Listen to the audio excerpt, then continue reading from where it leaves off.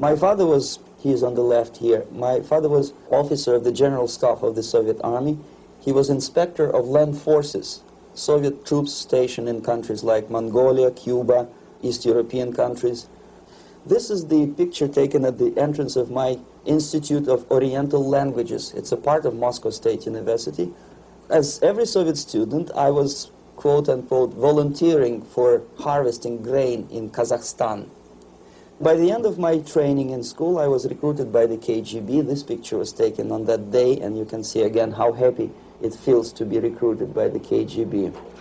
Pay special attention to number of bottles on the table. One of my functions was to keep foreign guests permanently intoxicated the moment they land at Moscow airport.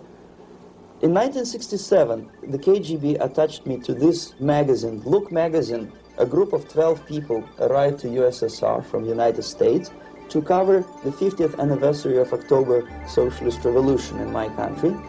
From the first page to the last page, it was a package of lies.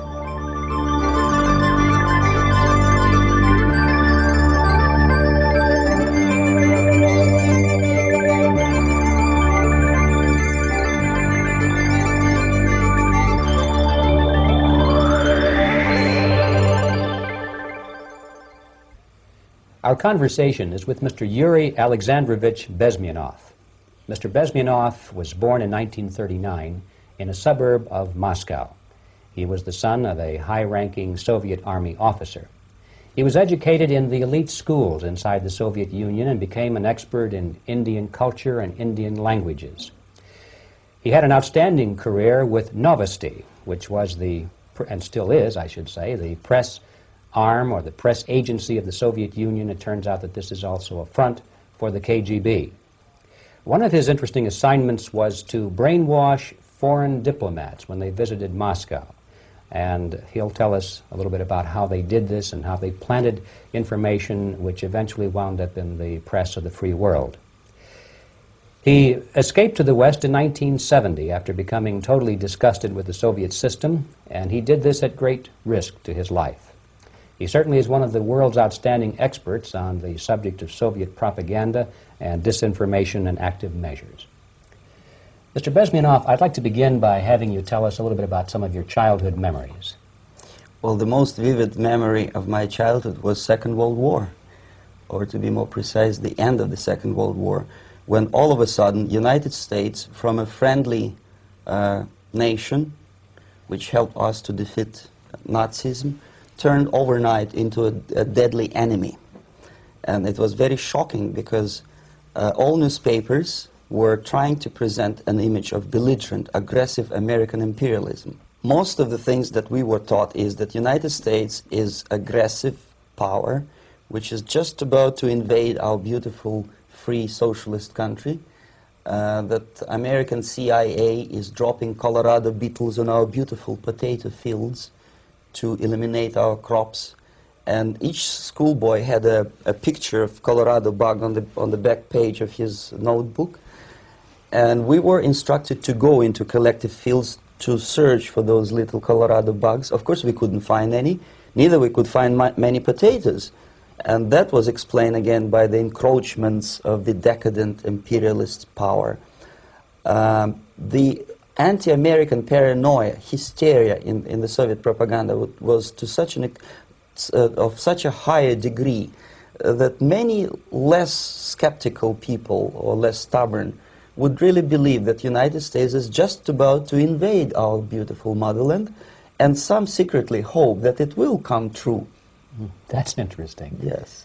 Well, getting back to life inside the Soviet Union or inside communist countries in general, in this country, at the university level primarily, we read and hear that the Soviet system is different from ours, but not that different, and that there is a convergence developing between all of the systems of the world, and that really doesn't make an awful lot of difference what system you live under, because you have corruption and dishonesty and tyranny and all that sort of thing. From your personal experience, what is the difference between life under communism and life in the United States?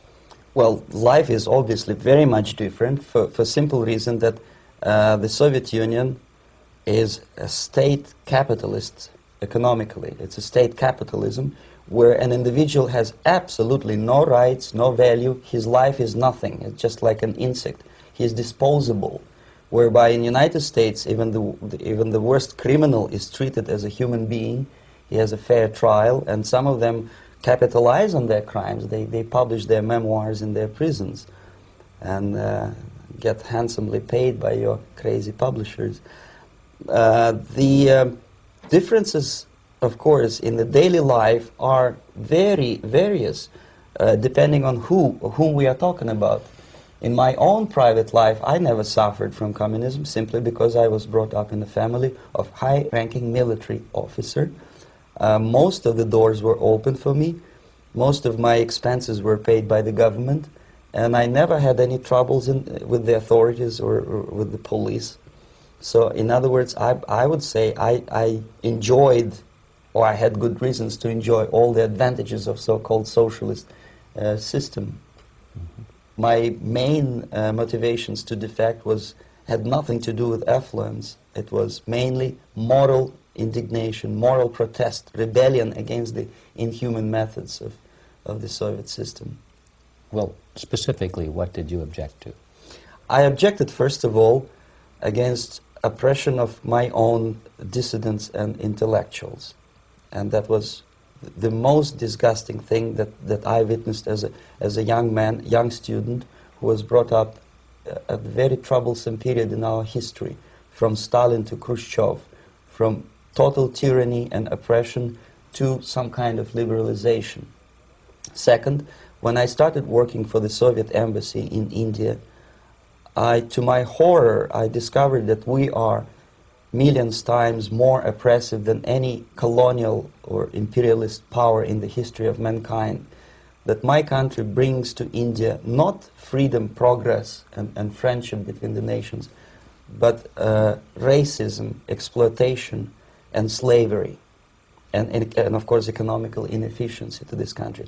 Since I fell in love with India, I developed something which by KGB standards is extremely dangerous thing. It's called split loyalty, when an agent likes a country of assignment more than his own country. I literally fell in love with this beautiful country, a country of great contrasts, but also great humility, great tolerance, and philosophical and intellectual freedoms. My ancestors used to live in caves and eat raw meat when India was a highly civilized nation 6,000 years ago. So obviously the choice was not to the advantage of my own nation. I decided to defect and to entirely dissociate myself from that brutal regime. Mr. Bezmenov, we've read a lot about the concentration camps and the slave labor camps under the Stalin regime. Now the general impression in America is that those things are part of the past. Are they still going on today, or what is the status? Yes. There's no qualitative change in the Soviet concentration camp system. There are changes in numbers of prisoners. Again, this is unreliable Soviet statistics. We don't know how many political prisoners are there in the Soviet concentration camps. But we sure know from various sources that at each particular time there are close to 25 to 30 million of Soviet citizens who are virtually kept as slaves in forced labor camp system. The size of population of a country like Canada is serving terms as prisoners. Incredible. So I would say that those intellectuals who try to convince American public that concentration camp system is a thing of a past are either conscientiously misleading public opinion, or they are not very intellectual people. They're selectively blind. They lack intellectual honesty when they say that. Well, we've spoken about the intellectuals in this country and also the intellectuals in the Soviet Union. What about down at the broad mass level? Do the people in general, the working people, the workers in general in the Soviet Union, do they support the system? Do they tolerate it? What is their attitude? Well, average Soviet citizen, if there is such an animal, of course, does not like the system because it hurts, it kills.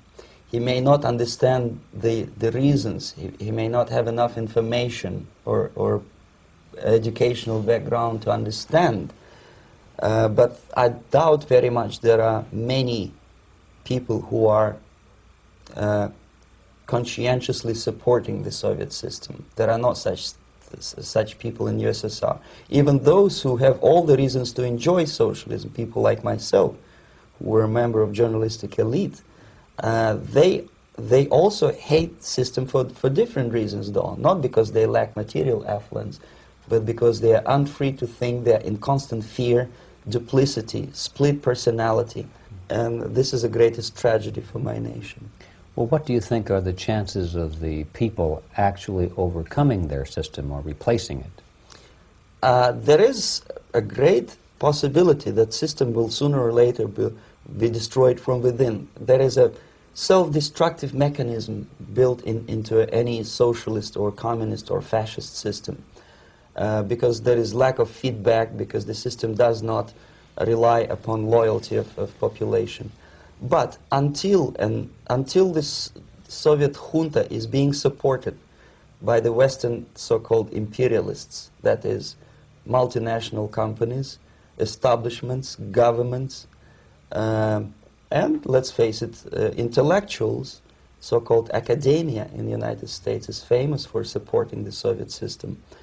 As long as the Soviet junta will keep on receiving credits, money, technology, grain deals, and political recognition from all these traitors of democracy or freedom, there is no hope, there is not much hope for changes in my country, and the system will not collapse by itself simply because it's being nourished by so-called American imperialism. This is the greatest paradox in history of mankind, when capitalist world supports and actively nourishes its own destructor. I think you're trying to tell us something in this country. Mm-hmm.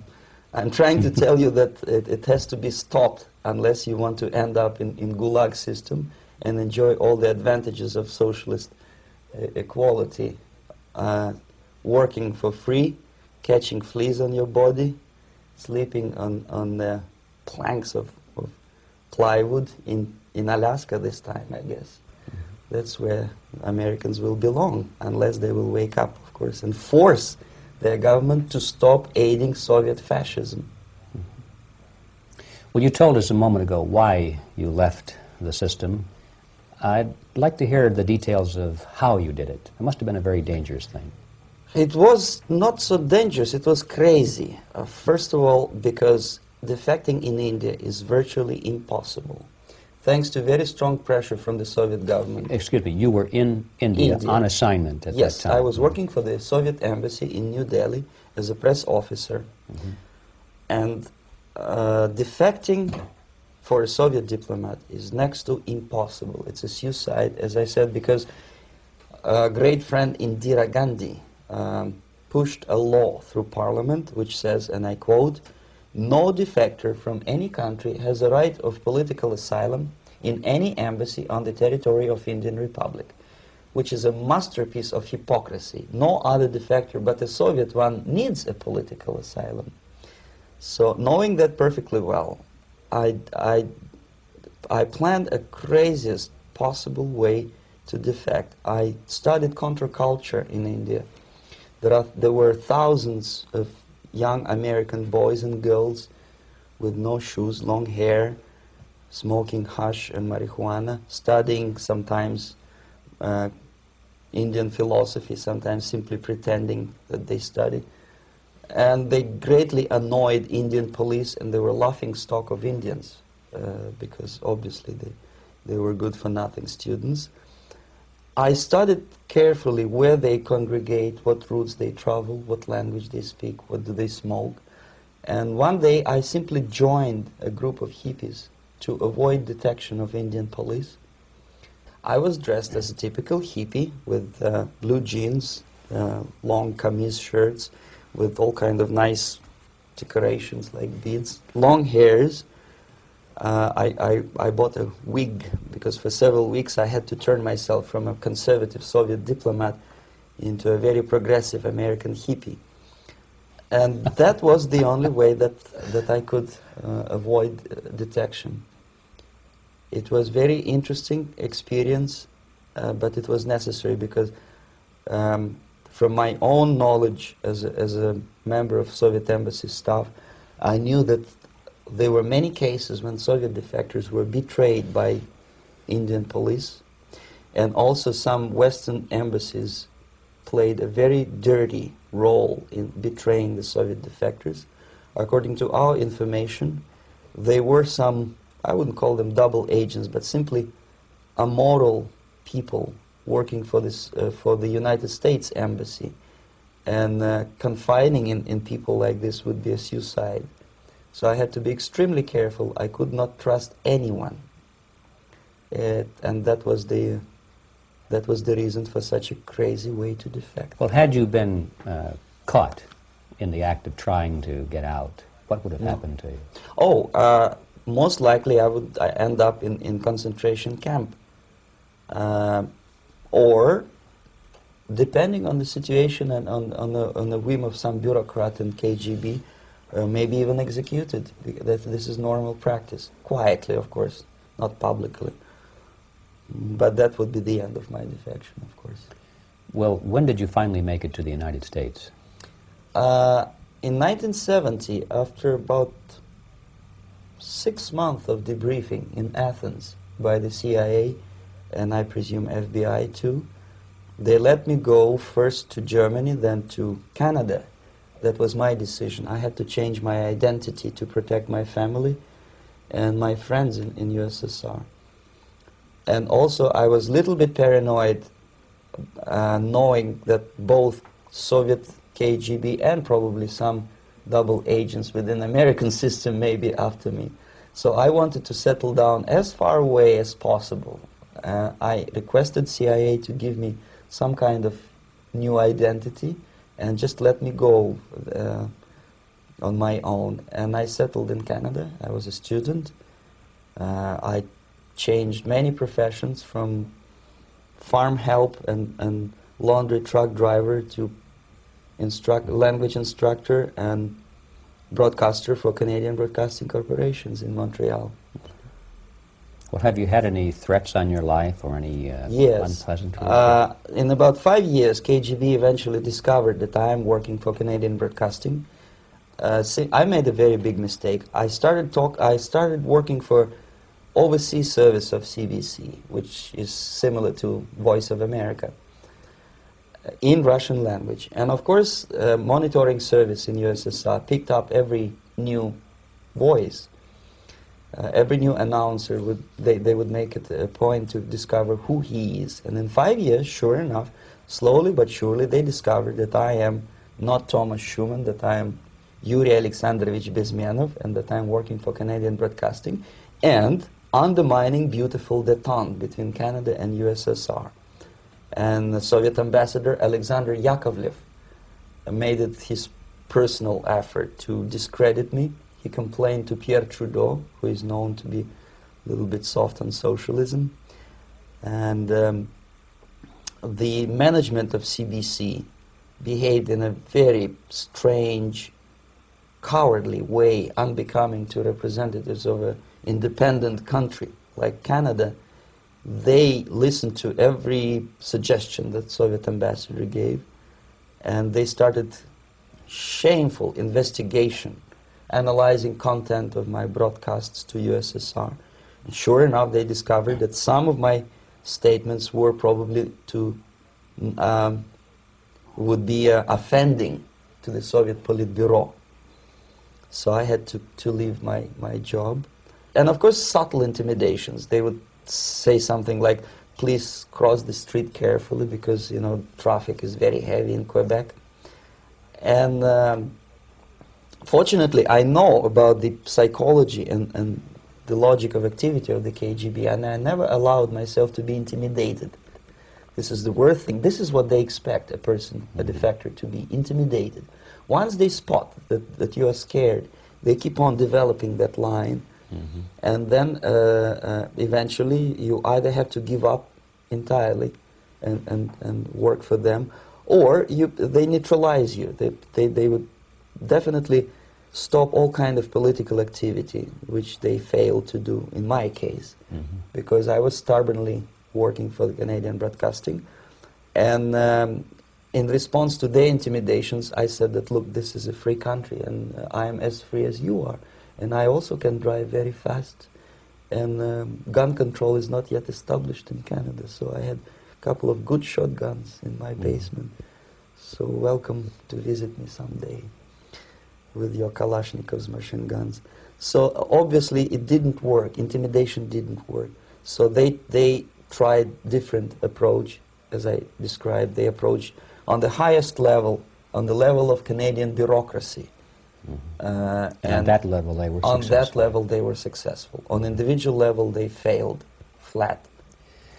Mr. Bezmenov has brought a series of slides with him that he has taken from the Soviet Union, and I think this is a good time to take a look at the slides. Yes. Now, the viewers will be able to see these slides as we talk about them. Yes, this is a collection of slides which are, some of them are snapshots from my family album, some of them are documents which I smuggled from the Soviet embassy, and some are reproductions from local mass media. I usually show them to establish my credibility as a defector. This is a picture of my native town, Mytishi, about 20 miles north from Moscow.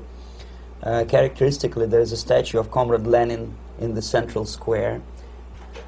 This is myself at the age of 7, again, characteristically, under the statue of Comrade Stalin, extending his friendly hand to peoples of the world. At that age, of course, I was still idealistically minded young communist, and I still believe that sooner or later things will go for better. But I realized that the system stinks, that something is fishy, and that ideology is fake. And the propaganda about advanced Soviet agriculture simply didn't meet the criteria of reality. If they talk about abundance of food and there is none in the stores, there must be something wrong. My father was, he is on the left here, my father was officer of the General Staff of the Soviet Army. He was inspector of land forces, Soviet troops stationed in countries like Mongolia, Cuba, East European countries. Were he alive today, most likely he would be inspecting Soviet troops in Nicaragua, Angola, and many other parts of the world. Fortunately, he died, and he didn't see the disgrace, because deep inside he was a Russian patriot. He didn't like the idea of expanding Soviet military might, especially in the areas where we were not welcomed at all. Unlike many other military officers, he was reporting directly to the Minister of Defense, bypassing KGB and diplomatic service. In other words, he was a trusted military professional. And my impression that this type of people are much less hawkish and adventuristic than party bureaucrats in Kremlin.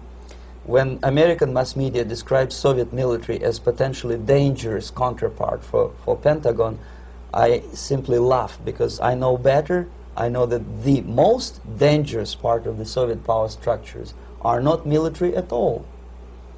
Most likely, if they come to power in my country, they'll be more sensible negotiators for nuclear disarmament and withdrawal of the Soviet troops from many parts of the world. But if someone from the party structure or the KGB structure were to give the orders for a military they have to obey, they yes, would follow. Because they are professional military. But they, you see, the triangle of power and hate in USSR is the party at the top, the party elite, the oligarchy of the party, then the military and the KGB at the bottom. They hate each other.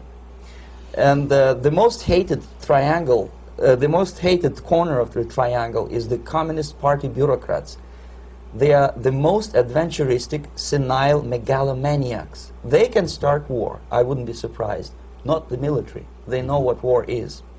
At least my father did. This is the picture taken at the entrance of my Institute of Oriental Languages. It's a part of Moscow State University. I graduated in 1963. And I Now, excuse me, which one were you on? I am on the right. You're on the right. And on the left is my my schoolmate Vadim Smirnov, who later was a apparatchik in the Central Committee of the Soviet Union Communist Party. What is an apparatchik? It's a functionary, something like civil service in British Empire. Someone who is never fired from the service. He stays there internally. He may not be promoted too high, but he's a dependable bureaucrat who will stay forever.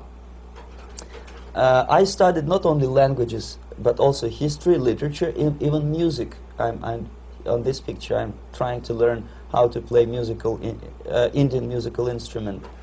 I even tried to look like an Indian when I was second-year student. Not bad, really. Yes, actually it was strongly encouraged by the instructors in my school, because the graduates of my school were later on employed as diplomats, foreign journalists, or spies. As every Soviet student, I was quote-unquote volunteering for harvesting grain in Kazakhstan. This is the biggest agricultural blunder of the Soviet government. But I didn't have much choice, of course, because the communist motto borrowed from the Bible says, "Those who do not work shall not eat." And you can see me eating, therefore I was working, and you can see how happy I was about it. I went through a very extensive physical and military training, including the military games in areas, suburban areas of Moscow. And here, for example, we are on a tour in Arkhangelsk area. And by the end of my training in school, I was recruited by the KGB. This picture was taken on that day, and you can see again how happy it feels to be recruited by the KGB. Our conversation with Yuri Alexandrovich Bezmenov, who is a defector from the Soviet Union, a former propaganda agent for Novosti and the KGB, will continue after this message.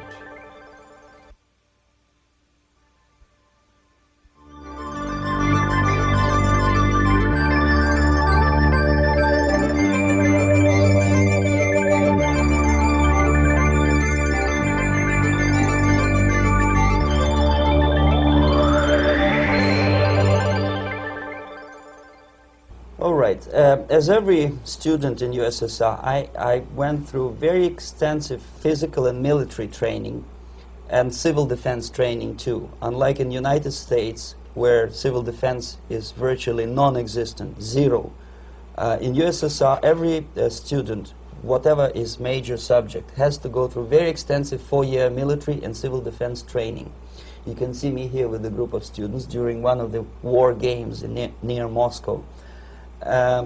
The main idea, of course, is to prepare a huge reserve army of the USSR. Each student has to graduate as a junior lieutenant. In my case, it was administrative and military intelligence service.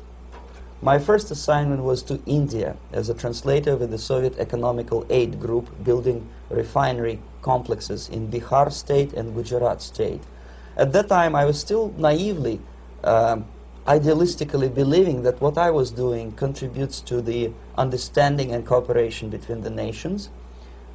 It took me quite a number of years to realize that what we were bringing to India was a new type of colonialism, 1,000 times more oppressive and exploitative than any colonialism or imperialism in history of mankind.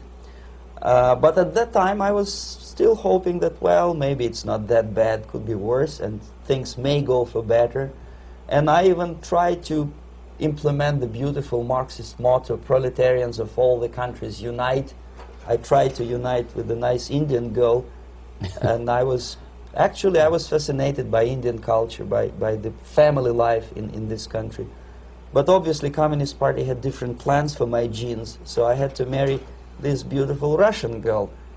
In the span of my career, I married 3 times. Most of these marriages were marriages of convenience, on advice from the Department of Personnel. This is normal practice in USSR. When a Soviet citizen is assigned to a foreign job, he has to be married, either to keep family in USSR as hostages, or, if it's a convenience marriage like mine, so that the husband and wife are virtually informers on each other to prevent defection or contamination by decadent imperialist or capitalist ideas.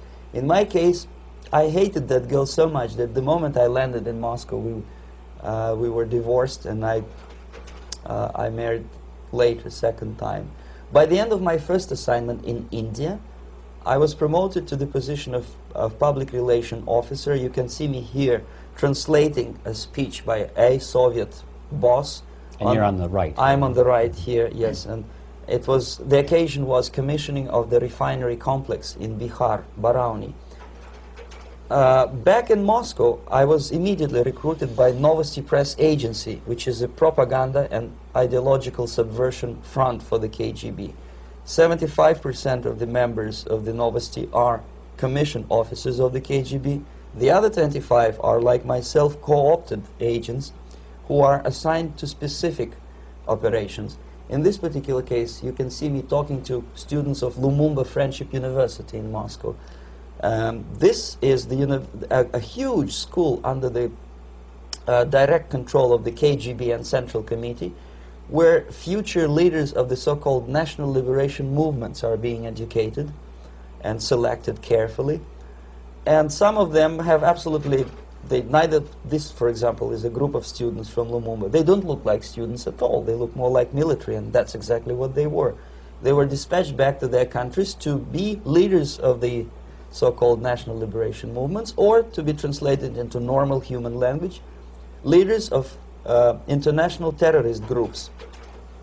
Another area of activity when I was working for the Novosti was to accompany groups of so-called progressive intellectuals, writers, journalists, publishers, teachers, professors of colleges. You can see me here in Kremlin. I'm second on the left, with a group of Pakistani and Indian intellectuals. Most of them pretended they don't understand that we are actually working on behalf of the Soviet government and the KGB. They pretended that they are actually being guests, VIP intellectuals, that they are treated according to their merits and their intellectual abilities. For us, they were just a bunch of political prostitutes to be taken advantage for various propaganda operations.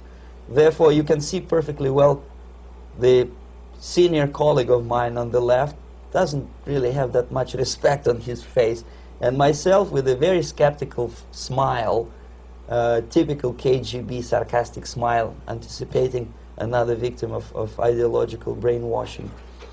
This is how a typical conference in Novosti headquarters in Moscow looked like. Sitting in the middle is Boris Burkov, the then director of Novosti Press Agency, high-ranking party bureaucrat in the Department of Propaganda. I am standing next to a famous Indian poet, Sumitranandan Pant. He was famous because he was an author. He was the author of a famous poem titled Rhapsody to Lenin. That's why he was invited to USSR, and everything was paid by the Soviet government.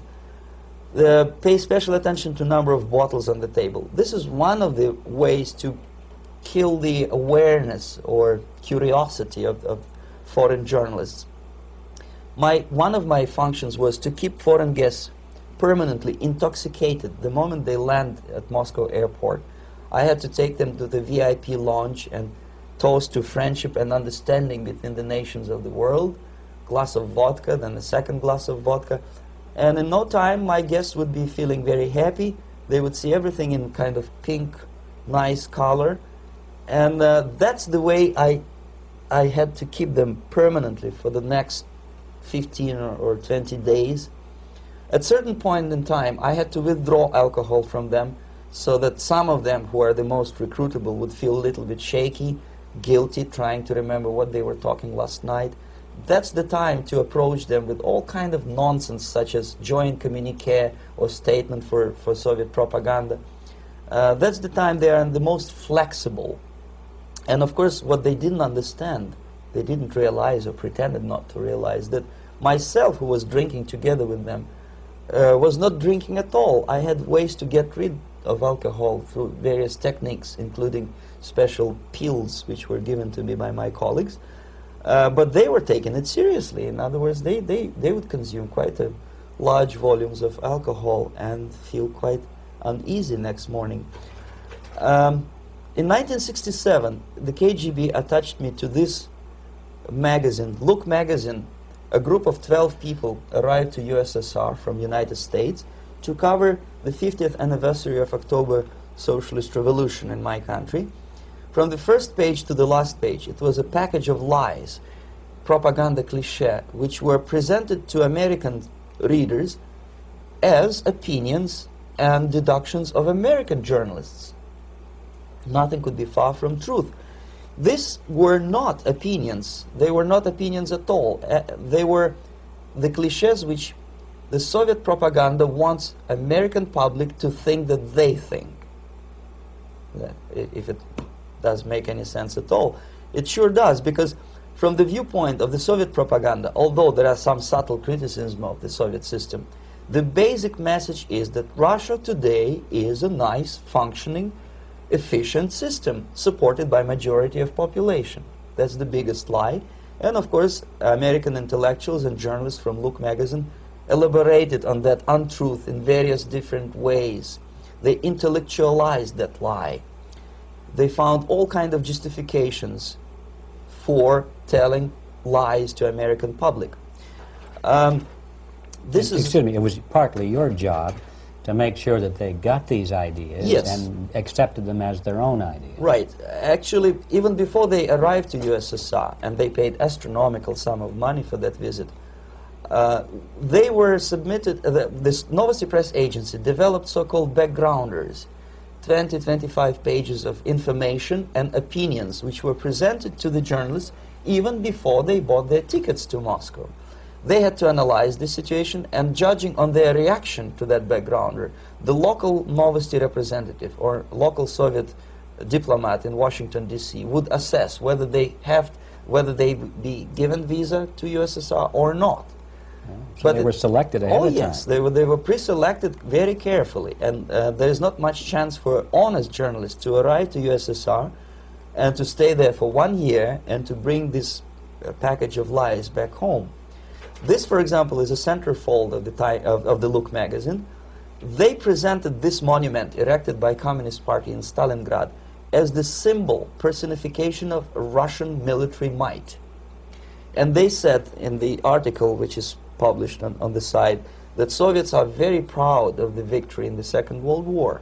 This is another big myth, a lie. No sensible people would be proud to lose 20 millions of their countrymen in a war which was started by Genoese Hitler and Comrade Stalin and paid by American multinationals. Most of the Soviet citizens look at this type of monuments with disgust and sorrow, because every family lost father, brother, sister, or child in the Second World War. Yet American journalists who were trying to appease, to please their hosts, presented this picture on the centerfold as the symbol and personification of Soviet national, they call it Russian national spirit. And it was greatest misconception and a very tragic misunderstanding. Of course, Look magazine was not distributed in USSR. The main audience was in United States. But I presume that many Americans, millions of Americans who were reading Look magazine at that time, had absolutely wrong idea about the sentiments of my nation, about what the Soviets are proud of and what they hate. This is a group, you see the same lady with the sword in Stalingrad. This is the group of journalists. Myself is in the center with the same devilish smile. And Mr. Philip Harrington is on the extreme left there with his camera. This is the gentleman which was so deaf or so uninterested in what I had to say to him. This is the same picture, a blow-up of the same picture. Many guests from various countries, in this particular case from Asia and Africa, were taken by me as a Novosti Press Agency employee for a tour across Siberia, for example. We would show them typical kindergarten, you see, nothing special by American standards, just nice children sitting, eating their breakfast or lunch. What they could not understand, or they pretended not to understand, that this is an exemplary kindergarten. This is not the kindergarten for average person or average family in USSR. And we maintain that illusion in their minds. You can see myself under the red spot in the middle there, with the same business-like expression. I'm doing my job. That's what I'm assigned to do, and that's what I was paid to do. But deep inside, I still hope that at least some of these useful idiots would understand that what they are looking at has nothing to do with the level of affluence in my nation. This is a better picture which reflects the true spirit of the Soviet childhood. This picture was printed in a Canadian government publication by mistake. In the middle you can see children playing on a small courtyard, and the caption goes, "This is a typical kindergarten in Siberia." What these idiots didn't understand, that it is not kindergarten at all. It is a prison for children of political prisoners. But there was not a single mentioning that what they were visiting actually was an area of concentration camps. And the job of people like myself to help them to not to notice that they are actually talking to prisoners. Most of the children were dressed, especially on the occasion of the foreigners' visit. Of course, there were no corpses on the ground. There were no machine gun guards. And well, it looks not very pleasant, as you see. It looks dull, but obviously it does not create an impression that this is actually a prison. Well, did any of the journalists have the curiosity to ask about prisons and that kind of thing? Yes. They were in Siberia. This Yes. is what you associate. Yes, some of them asked questions, and naturally we would give them, for the stupid question, we give them stupid answer. No, there are no prisons in Siberia. No, most of the people who you see are free citizens of USSR. They are very happy to be here, and they are contributing to the glory of the socialist system. Some of them pretended that they believe what I was telling them, and most of them, we may discuss it later, what are the motivations of these people? Why would they stubbornly bring lies to their own population through their own mass media? I have various answers to this. There is not a single explanation. It's a complex of explanations. It's fear, pure biological fear. They understand that they are on the territory of an enemy state, a police state. And just to save their rotten skins and their miserable jobs, their affluence back home, they would prefer to tell a lie than to ask truthful questions and report truthful information. Second, most of these schmucks were afraid to lose their jobs, because obviously if you tell truth about my country, you will not last long as a correspondent of New York Times or Los Angeles Times. They will fire you. What kind of correspondent are you? You obviously cannot find common language with Russians if they kick you out in 24 hours. So just by trying to be conformist to their own editorial bosses, they tried not to offend the sentiments of the Soviet administrators and people like myself. Deep inside, I hope they would insult my or offend my sentiments. Obviously, they preferred not to. Another reason, I refuse to believe it, but obviously, there is another reason. Obviously, it's a greed.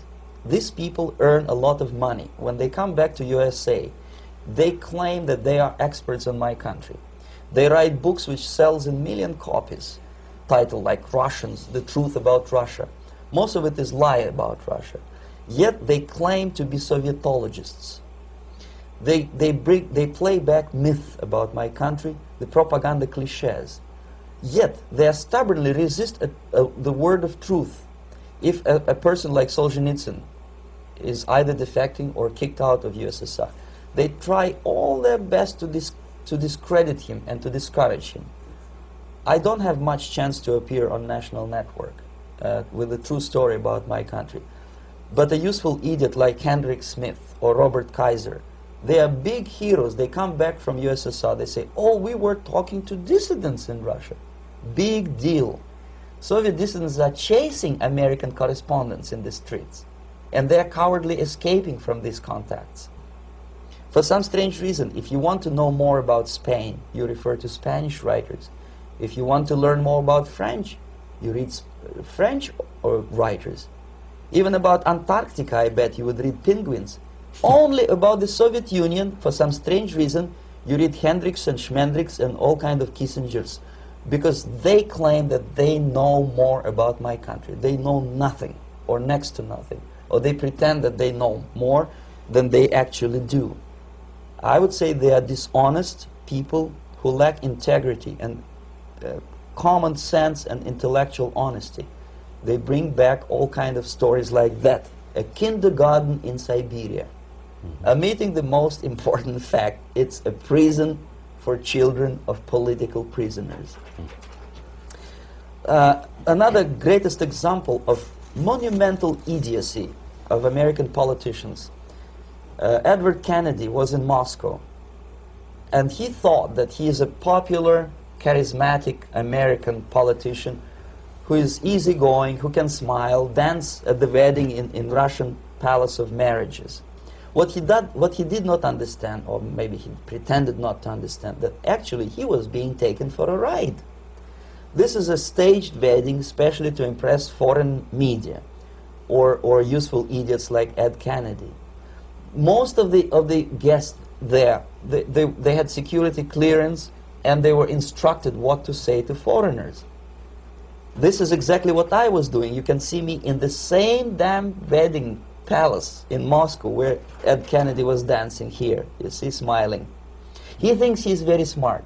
From the viewpoint of Russian citizens who observe this idiocy, he's narrow-minded, egocentrical idiot who tries to earn his own popularity through participation in propaganda farces like this. Here you can see myself. On the right, again, exemplary Soviet bride. On the left, 3 journalists from various countries, Asia, Africa, and Latin America.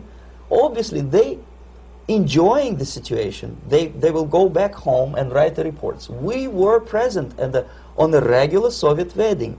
They were not present on a regular Soviet wedding. They were present, they were parts of a farce, of a circus performance. Another thing which I had to, sometimes risking my life, to explain to foreigners. Time magazine, for example, is very critical of South African racist regime. The whole article was dedicated to the shameful internal passport system where blacks are not allowing to live with whites. For some strange reason, for the last 14 years since my defection, nobody wanted to pay attention to my passport. This is my passport. It also shows my nationality, and it has a police rubber stamp, which is called propiska in Russian language, which assigns me to a certain area of residence. I cannot leave that area, same way as this black man cannot leave the area in South Africa. Yet we call South African government racist regime.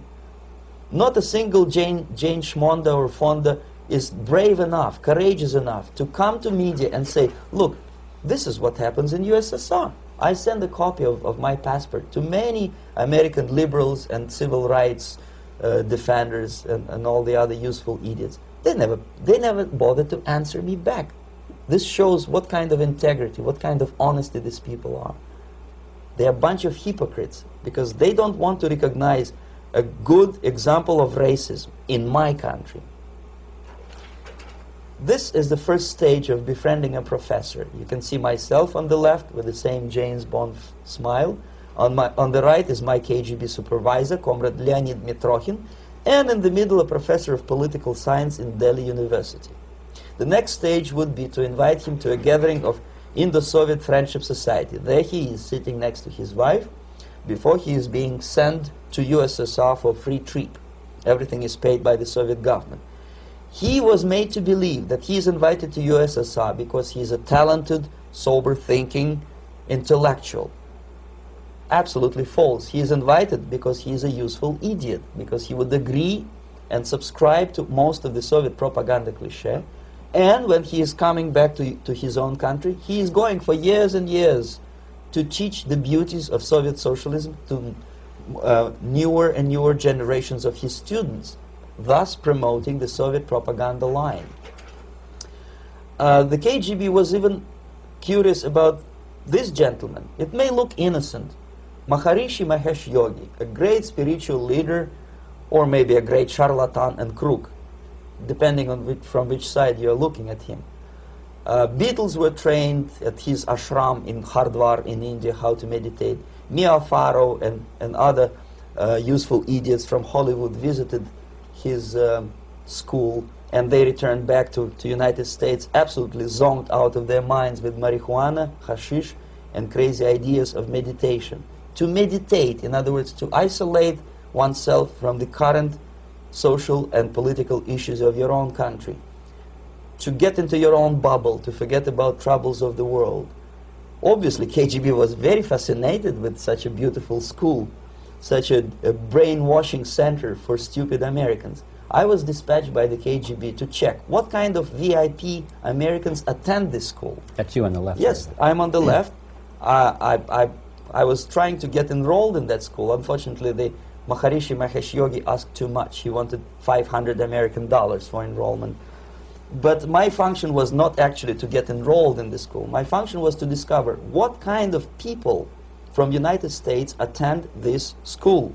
And we discovered that, yes, there are some influential members of family, public opinion makers of United States, who come back with the crazy stories about Indian philosophy. Indians themselves look upon them as idiots, useful idiots. To say nothing about KGB, who looked at them as extremely naive, misguided people. Obviously, a VIP, say a wife of a congressman, or a prominent Hollywood personality, after being trained in that school, is much more instrumental in the hands of manipulators of public opinion and KGB than a normal person who understands, who looks through this type of fake religious training. Why would they be more susceptible to manipulation? I just mentioned that because, you see, a person who is too much involved in introspective meditation. You see, if you carefully look what Maharishi Mahesh Yogi is teaching to Americans, is that most of the problems, most of the burning issues of today can be solved simply by meditating. Don't rock the boat. Don't get involved. Just sit down, look at your navel, and meditate. And the things, due to some strange logic, due to cosmic vibration, will settle down by themselves. This is exactly what the KGB and Marxist-Leninist propaganda wants from Americans, to distract their opinion, attention, and mental energy from real issues of the United States into a non-issues, into a non-world, non-existent harmony. Obviously, it's more beneficial for the Soviet aggressors to have a bunch of duped Americans than Americans who are self-conscious, healthy, physically fit, and alert to the reality. Maharishi Mahesh Yogi obviously is not on the payroll of the KGB. But whether he knows it or not, he contributes greatly to demoralization of American society. And he's not the only one. There are hundreds of those gurus who come to your country to capitalize on naivete and stupidity of Americans. It's a fashion. It's a fashion to meditate. It's a fashion not to be involved. So obviously, you can see that if KGB were that curious, if they paid my trip to Hardwar, if they assigned me to that strange job, obviously they were very much fascinated. They were convinced that that type of brainwashing is very efficient and instrumental in demoralization of the United States. Our conversation with Yuri Alexandrovich Bezmenov, who is a defector from the Soviet Union, a former propaganda agent for Novosti and the KGB, will continue after this message.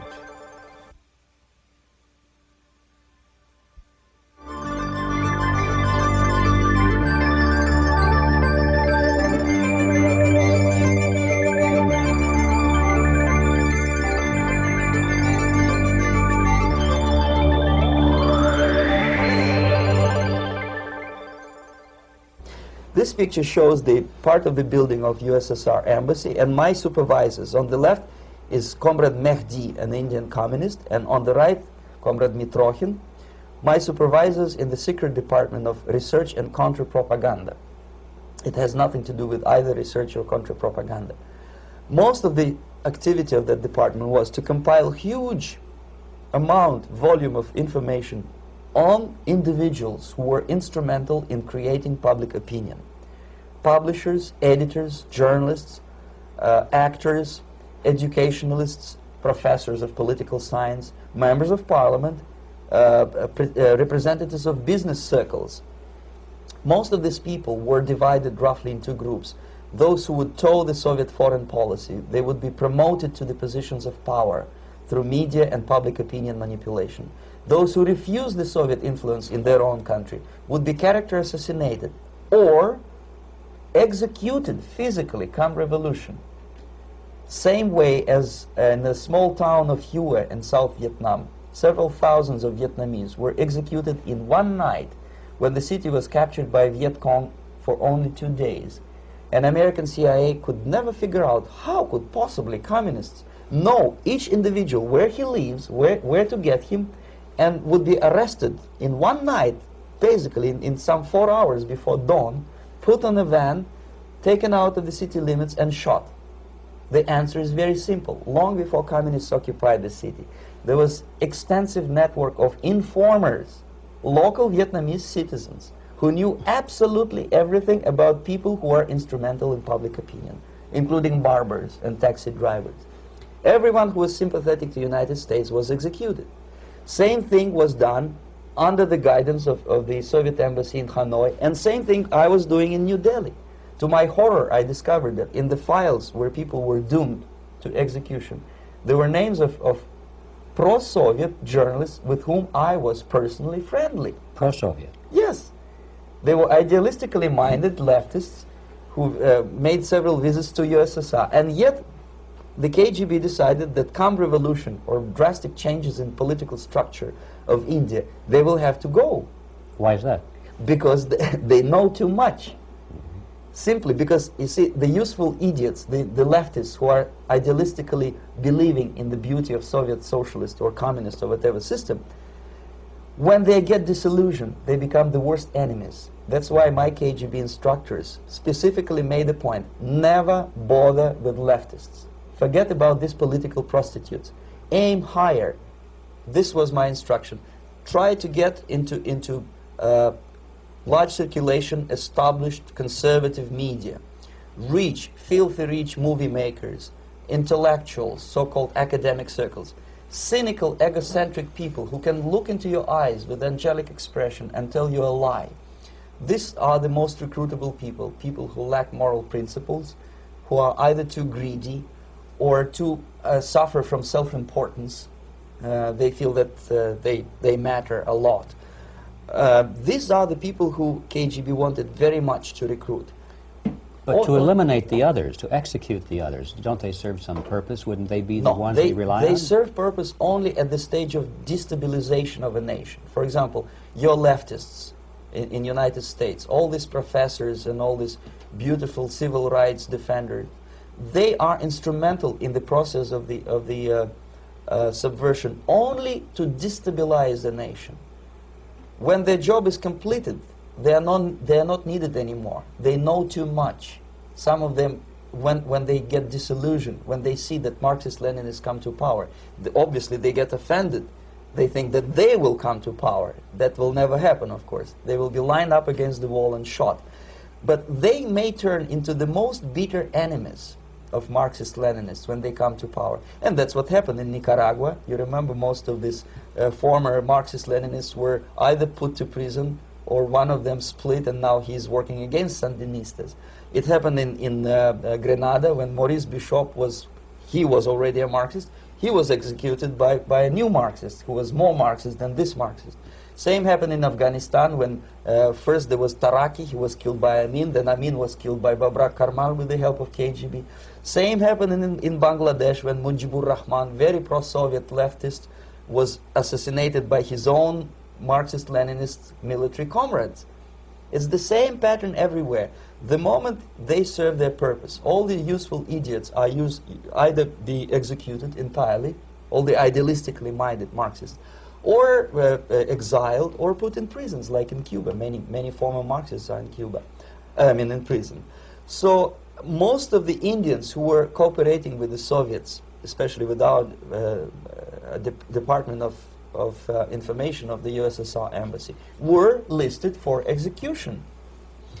And when I discovered that fact, of course I was sick. I was mentally and physically sick. I thought that I'm going to explode one day during the briefing at the ambassador's office. I would stand up and say something that we are basically a bunch of murderers. That's what we are. It has nothing to do with friendship and understanding between the nation and blah, blah, blah. We are murderers. We behave as a bunch of thugs in a country which is hospitable to us, a country which with ancient traditions. But I did not defect. I tried to get the message across. To my horror, nobody wanted even to listen, least of all to believe what I had to say. And I tried all kinds of tricks. I would leak information through letters or lost documents or something like that. And still I got no message. The message was not published, even in the conservative mass media of India. The immediate impulse to defect was Bangladesh crisis, which was described by American correspondents as Islamic grassroots revolution, which is absolute baloney. There was nothing to do with Islam, and there was no grassroots revolution. Actually, there are no grassroots revolutions, period. Any revolution is a byproduct of a highly organized group of conscientious and professional organizers, but it has nothing to do with grassroots. In Bangladesh, it was nothing with grassroots. Most of the Awami League party members, Awami League means People's Party, were trained in Moscow in the High Party School. Most of the Mukti Fauj leaders, Mukti Fauj in Bengali means People's Army, same as SWAPO and all kind of liberation armies all over the world, the same bunch of useful idiots. They were trained at Lumumba University and various centers of the KGB in Simferopol, in Crimea, and in Tashkent. So when I saw that Indian territory is being used as a jumping board to destroy East Pakistan, I saw myself thousands of so-called students traveling through India to East Pakistan, through the territory of India, and Indian government pretended not to see what's going on. They knew perfectly well, the Indian police knew it, the intelligence department of the Indian government knew it, the KGB of course knew it, and the CIA knew it. That was most infuriating, because when I defected and I explained to the CIA debriefers they should watch out because East Pakistan is going to erupt any moment, they said I was reading too many James Bond novels. Anyway, so East Pakistan was doomed. One of my colleagues in the Soviet consulate in Calcutta, when he was dead drunk, he ventured into the basement to relieve himself, and he found big boxes which said printed matter to Dhaka University. Dhaka is the capital of East Pakistan.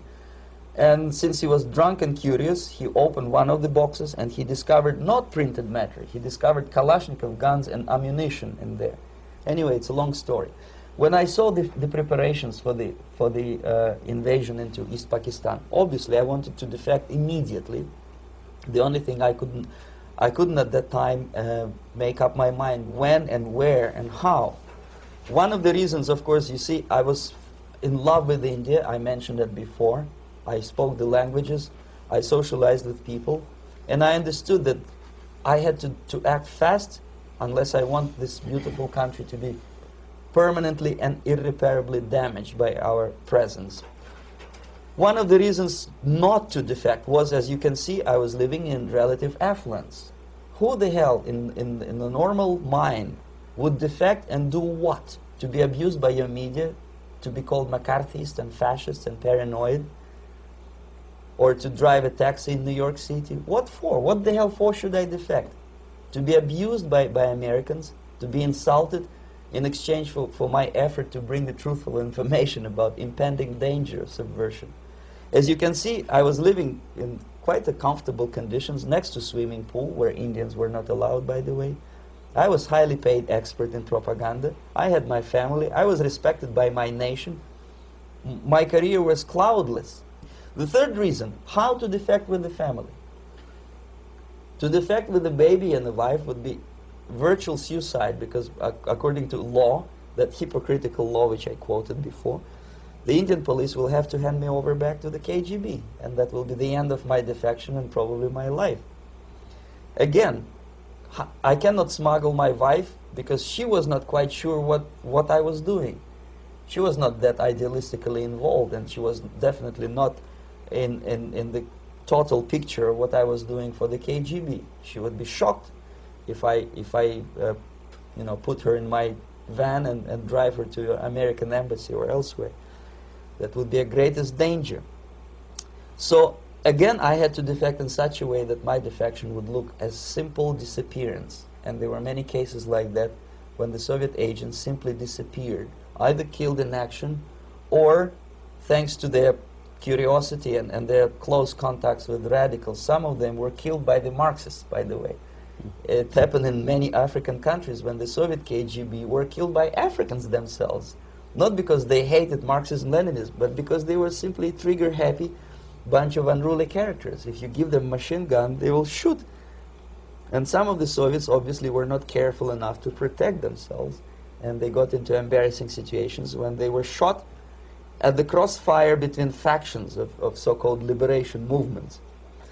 Anyway, so I decided, as I said, to study the counterculture. I decided this probably would be the best way to disappear. I socialized with characters like this. On the left, you see, is a barefoot American hippie. It took me quite a long time to study exactly what they were doing and how to mix with them. But eventually I did it. Most of Indian newspapers carried my picture and promise of 2,000 rupees for information about my whereabouts. But they were looking for the wrong person, because they obviously tried to stop a young Soviet diplomat in white shirt and tie, and this is how I looked at the time of defection. Nobody could possibly think that a Soviet diplomat would be as crazy as to join a bunch of hippies. That's you. Yes, travel India and smoke hash. So I made it literally almost like a Hollywood-style detective story. From under the nose of the KGB in Bombay airport, I landed the plane and I flew to Greece, where I was debriefed by the CIA. That's basically that's all for my slides. We can turn off the projector, and that's very interesting. Well, you spoke several times before about ideological subversion. That is a phrase that I'm afraid some Americans don't fully understand. When the Soviets use the phrase ideological subversion, what do they mean by it? Ideological subversion is the process which is legitimate, overt, and open. You can see it with your own eyes. All you have to do, all American mass media has to do, is to unplug their bananas from their ears, open up their eyes, and they can see it. There is no mystery. There is nothing to do with espionage. I know that espionage intelligence gathering looks more romantic. It sells more deodorants through the advertising, probably. That's why your Hollywood producers are so crazy about James Bond type of thrillers. But in reality, the main emphasis of the KGB is not in the area of intelligence at all. According to my opinion and opinion of many defectors of my caliber, only about 15% of time, money, and manpower is spent on espionage as such. The other 85% is a slow process which we call either ideological subversion or active measures, активные мероприятия in the language of the KGB, or psychological warfare. What it basically means is to change the perception of reality of every American to such an extent that despite of the abundance of information, no one is able to come to sensible conclusions in the interests of defending themselves, their families, their community, and their country. It's a great brainwashing process which goes very slow, and it's divided in 4 basic stages. The first one being demoralization. It takes from 15 to 20 years to demoralize a nation. Why that many years? Because this is the minimum number of years which requires to educate one generation of students in the country of your enemy.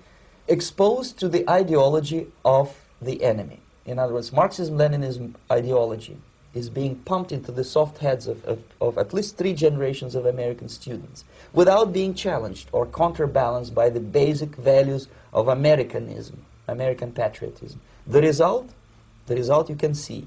Most of the people who graduated in the 60s, dropouts or half-baked intellectuals, are now occupying the positions of power in the government, civil service, business, mass media, educational system. You are stuck with them. You cannot get rid of them. They are contaminated. They are programmed to think and react to certain stimuli in a certain pattern. You cannot change their mind, even if you expose them to authentic information, even if you prove that white is white and black is black. You still cannot change the basic perception and the logic of behavior. In other words, these people, the process of demoralization is complete and irreversible. To get rid society of these people, you need another 20 or 15 years to educate a new generation of patriotically minded and common sense people who would be acting in favor and in the interests of the United States society. And yet these people who've been programmed and, as you say, in place and Yes. who are favorable to an opening with the Soviet concept, these are the very people who would be marked for extermination in this country? Most of them, yes. Simply because the psychological shock when they will see in future what the beautiful society of equality and social justice means in practice, obviously they will revolt. They will be very unhappy, frustrated people. And the Marxist-Leninist regime does not tolerate these people. Obviously they will join the links of dissenters, dissidents. Unlike in present United States, there will be no place for dissent in future Marxist-Leninist America. Here you can get popular like Daniel Ellsberg and filthy rich like Jane Fonda for being dissident, for criticizing your Pentagon. In future, these people will be simply squashed like cockroaches. Nobody is going to pay them nothing for their beautiful, noble ideas of equality. This they don't understand, and it will be a greatest shock for them, of course. The demoralization process in the United States is basically completed already. For the last 25 years. Actually, it's overfulfilled because demoralization now reaches such areas where previously not even Comrade Andropov and all his experts would even dream of such a tremendous success. Most of it is done by Americans to Americans, thanks to lack of moral standards. As I mentioned before, exposure to true information does not matter anymore. A person who was demoralized is unable to assess true information. The facts tell nothing to him. Even if I shower him with information, with authentic proof, with documents, with pictures, even if I take him by force to the Soviet Union and show him concentration camp, he will refuse to believe it until he is going to receive a kick in his fat bottom. When a military boot crashes his balls, then he will understand, but not before that. That's the tragic of the situation of demoralization. So basically America is stuck with demoralization, and unless, even if you start right now, here, this minute, you start educating new generation of Americans, it will still take you 15 to 20 years to turn the tide of ideological perception of reality back to normalcy and patriotism. The next stage is destabilization. This time, subverter does not care about your ideas and the patterns of your consumption. Whether you eat junk food and get fat and flabby, doesn't matter anymore. This time, and it takes only from 2 to 5 years to destabilize a nation, what matters is essentials: economy, foreign relations, defense systems. And you can see it quite clearly that in some areas, in such sensitive areas as defense and economy, the influence of Marxist-Leninist ideas in the United States is absolutely fantastic. I could never believe it 14 years ago when I landed in this part of the world that the process will go that fast.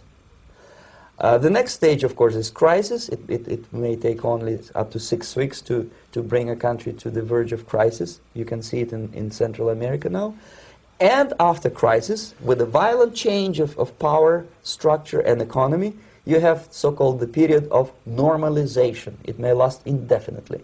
Normalization is a cynical expression borrowed from Soviet propaganda. When the Soviet tanks moved into Czechoslovakia in '68, Comrade Brezhnev said, "Now the situation in brotherly Czechoslovakia is normalized." This is what will happen in the United States if you allow all these schmucks to bring the country to crisis, to promise people all kind of goodies and the paradise on earth, to destabilize your economy, to eliminate the principle of free market competition, and to put a big brother government in Washington, D.C., with benevolent dictators like Walter Mondale, who will promise lots of things, never mind whether the promises are fulfillable or not. He will go to Moscow to kiss the bottoms of new generation of Soviet assassins, never mind. He will create false illusions that the situation is under control. Situation is not under control. Situation is disgustingly out of control. Most of the American politicians, media, and educational system trains another generation of people who think they are living at a peacetime. False. United States is in the state of war, undeclared total war against the basic principles and the foundations of this system. And the initiator of this war is not Comrade Andropov, of course. It's the system. However ridiculous it may sound, the world communist system or the world communist conspiracy, whether I scare some people or not, I don't give a hoot. If you are not scared by now, nothing can scare you. But you don't have to be paranoid about it. What actually happens now, that unlike myself, you have literally several years to live on unless the United States wake up. The time bomb is ticking. With every second, the disaster is coming closer and closer. Unlike myself, you will have nowhere to defect to, unless you want to live in Antarctica with penguins. This is it. This is the last country of freedom and possibility. Okay, so what do we do? What is your recommendation to the American people? Well, the immediate thing that comes to my mind is, of course, there must be a very strong national effort to educate people in the spirit of real patriotism, number one. Number two, to explain them the real danger of socialist, communist, whatever, welfare state, big brother government. If people will fail to grasp the impending danger of that development, nothing ever can help United States. You may kiss goodbye to your freedom, including freedoms to homosexuals, to prison inmate. All these freedoms will vanish, evaporate in 5 seconds, including your precious lives. The second thing, the moment at least part of United States population is convinced that the danger is real, they have to force their government. And I'm not talking about sending letters, signing petitions, and all this beautiful, noble activity. I'm talking about forcing United States government to stop aiding communism. Because there is no other problem more burning and urgent than to stop the Soviet military-industrial complex from destroying whatever is left of the free world. And it is very easy to do. No credits, no technology, no money, no political or diplomatic recognition, and of course no such idiocy as grain deals to USSR. The Soviet people, 270 millions of Soviets, will be eternally thankful to you if you stop aiding a bunch of murderers who sit now in Kremlin and whom President Reagan respectfully calls government. They do not govern anything, least of all such complexity as the Soviet economy. So basic, two very simple, maybe too simplistic answers or solutions, but nevertheless they are the only solutions. Educate yourself, understand what's going on around you. You are not living at the time of peace. You are in a state of war, and you have precious little time to save yourself. You don't have much time, especially if you are talking about young generation. There's not much time left for convulsions and sexual masturbation to the beautiful disco music. Very soon it will go, just overnight. If we are talking about capitalists or wealthy businessmen, I think they are selling the rope on which they will hang very soon. If they don't stop, if they cannot curb their unsettled desire for profit, and if they keep on trading with the monster of the Soviet communism, they are going to hang very soon. And they will pray to be killed, but unfortunately they will be sent to Alaska probably to manage industry of slaves. It's simplistic. I know it sounds unpleasant. I know Americans don't like to listen to things which are unpleasant. But I have defected not to tell you the stories about such idiocy as microfilm, James Bond type espionage. This is garbage. You don't need any espionage anymore. I have come to talk about survival. It's a question of survival of this system.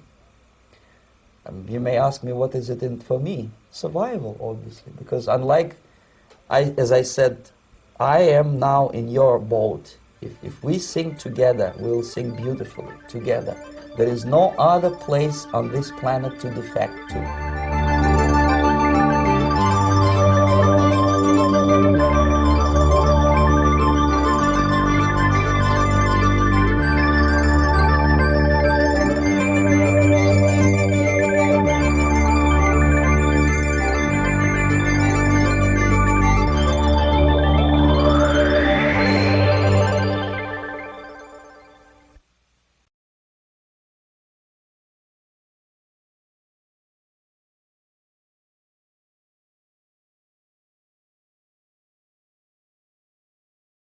Subversion is the term, if you look in a dictionary or criminal code to that matter, usually is explained as a part of activity to destroy things like religion, government, system, political, economical system of a country.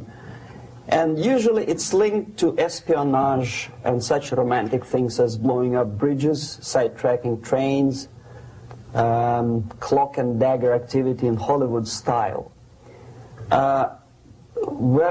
What I'm going to talk about now has absolutely nothing to do with the cliché of espionage or KGB activity of collecting information. So the greatest mistake or misconception, I think, is that whenever we are talking about KGB, for some strange reason, starting from Hollywood movie makers to professors of political science and quote-unquote experts on Soviet affairs, or Kremlinologists as they call themselves, they think that the most desirable thing for Andropov and the whole KGB is to steal blueprints of some supersonic jet, bring it back to Soviet Union and sell it to the Soviet military-industrial complex. It's only partly true.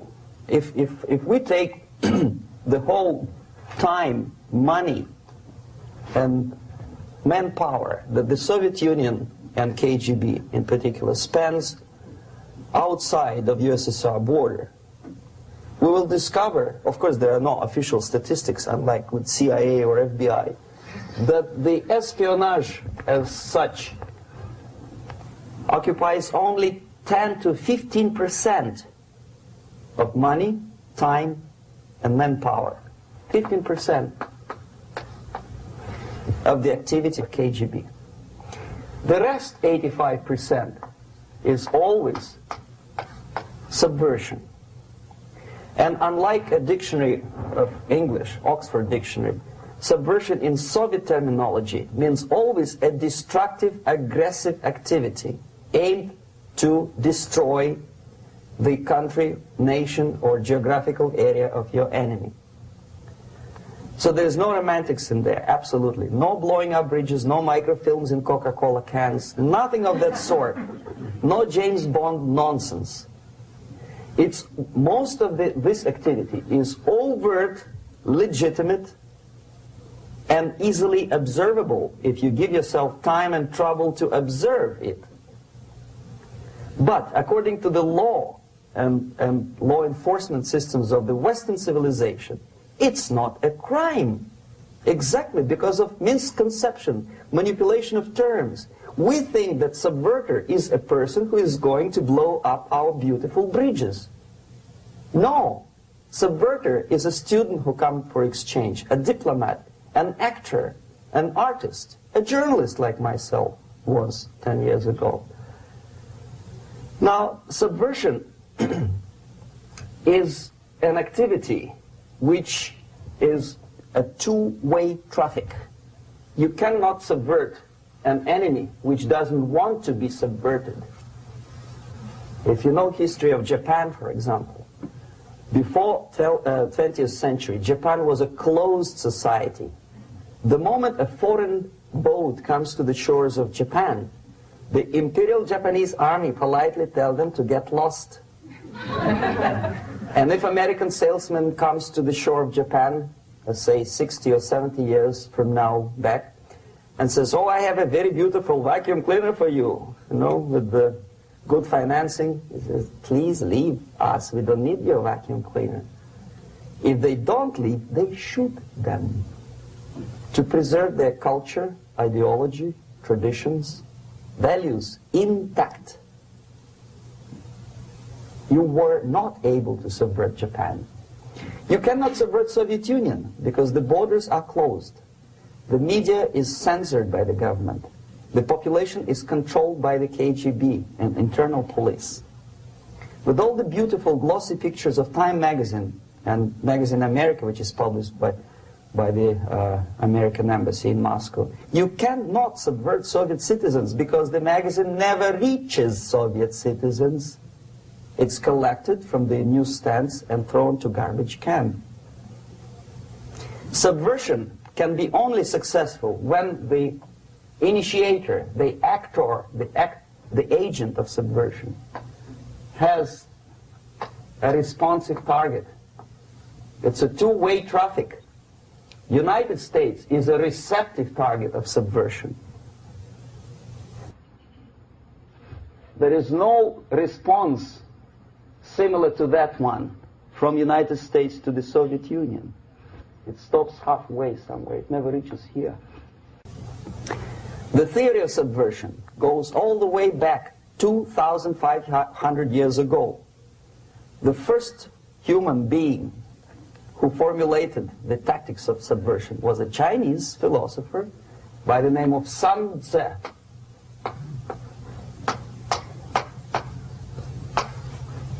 2,500 years BC. He was an advisor for several imperial courts in ancient China. And he said, after long meditation, that to implement state policy in a warlike manner, it's the most counterproductive, barbaric, and inefficient to fight on a battlefield. You know that war is continuation of state policy, right? So if you want successfully to implement your state policy, and you start fighting, this is the most idiotic way to do it. The highest art of warfare is not to fight at all, but to subvert anything of value in the country of your enemy, until such time that the perception of reality of your enemy is screwed up to such an extent that he does not perceive you as an enemy, and that your system, your civilization, and your ambitions look to your enemy as an alternative, if not desirable, then at least feasible. Better red than dead.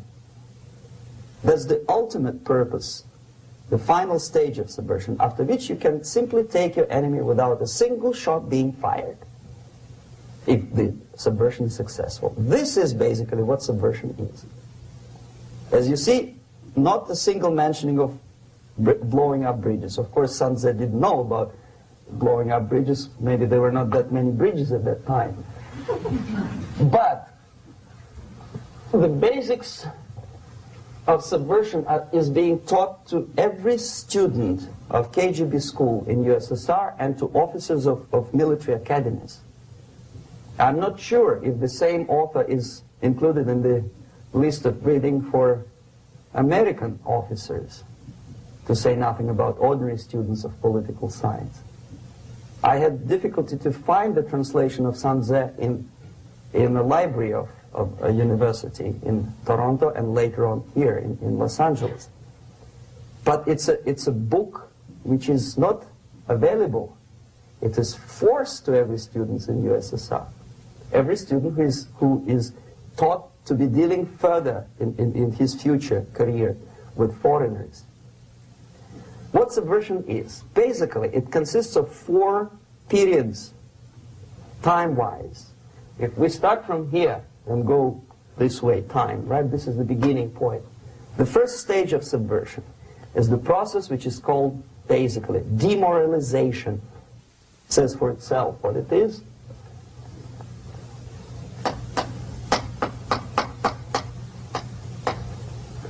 It takes from, say, 15 to 20 years to demoralize a society. Why 15 or 20 years?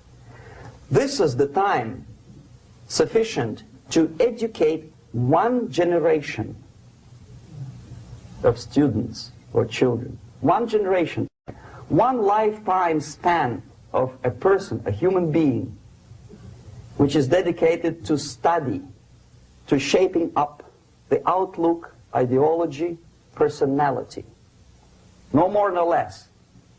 Usually it takes from 15 to 20 years. What it includes? It includes influencing, or by various methods, infiltration, propaganda methods, direct contacts, doesn't really matter. I will describe them later. Of various areas where public opinion is formulated or shaped. Religion, educational system, social life, administration, law enforcement system, military, of course, and labor and employer relations, economy. Okay? 5 areas. I will not write them down because we will not have enough space. Sometimes when I describe all the methods, students ask me question, are you sure this is the result of the Soviet influence? Not necessarily. You see, the tactic of subversion, about which I'm talking, is similar to the martial art, the Japanese martial art. If some of you are familiar with that tactic, probably you will remember that if an enemy is bigger and heavier than yourself, it would be very painful to resist his direct strike. If a heavier person wants to strike me in the face, it would be very naive and counterproductive to stop his blow. The Chinese and Japanese judo art tells us what to do. First to avoid the strike, then to grab the fist and continue his movement in the direction where it was before, right? Until the enemy crashes in the wall. You see? So, what happens here? The target country obviously does something wrong. If it's a free democratic society, there are many different movements within the society. There are obviously, in every society, there are people who are against this society. They may be simple criminals, ideologically in disagreement with the state policy, conscientious enemies, simply psychotic personalities who are against anything, right? And finally, there are a small group of agents of a foreign nation, bought, subverted, recruited, right? The moment all these movements will be directed in one direction, right?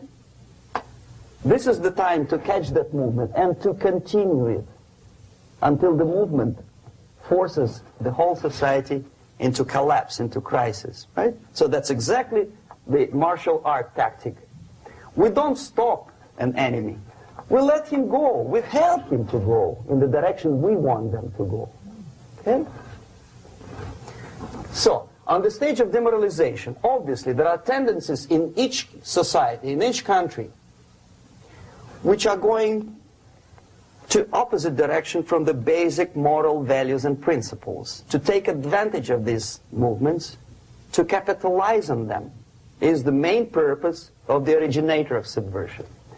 So we have religion, we have education, we have social life, we have power structure, we have labor relations, unions, and finally we have law and order. 1, 2, 3, 4, 5, 6. Okay?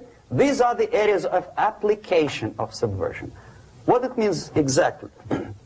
In case of religion, destroy it, ridicule it, replace it with various sects, cults, which bring people's attention, faith, whether it is naive, primitive, doesn't really matter. As long as the basically accepted religious dogma is being slowly eroded and taken away from the supreme purpose of religion, to keep people in touch with the supreme being, that serves the purpose. Therefore, replace it, accepted, respected religious organizations with fake organizations. Distract people's attention from the real faith and attract them to various different faiths. Education. Distract them from learning something which is constructive, pragmatic, efficient. Instead of mathematics, physics, foreign languages, chemistry, teach them history of urban warfare, natural food, home economy, your sexuality, anything, as long as it takes you away. Okay? Social life. Replace traditionally established institutions and organizations with fake organizations. Take away the initiative from people. Take away the responsibility from naturally established links between individuals, group of individuals, and society at large, and replace them with artificially, bureaucratically controlled bodies. Instead of social life and friendship between neighbors, establish social workers institutions. There are people who are on payroll of whom? Society? No. Bureaucracy. The main concern of social workers is not your family, not you, not social relations between groups of people. The main concern is to get the paycheck from the government. What will be the result of their social work doesn't really matter. They can develop all kind of concepts to show to the government and to the people that they're useful. Okay. Away from the natural links. Power structure. Okay. The natural bodies of administration, which are traditionally either elected by people at large or appointed by elected leaders of society, are being actively substituted by artificial bodies. The bodies of people, groups of people, whom nobody elected.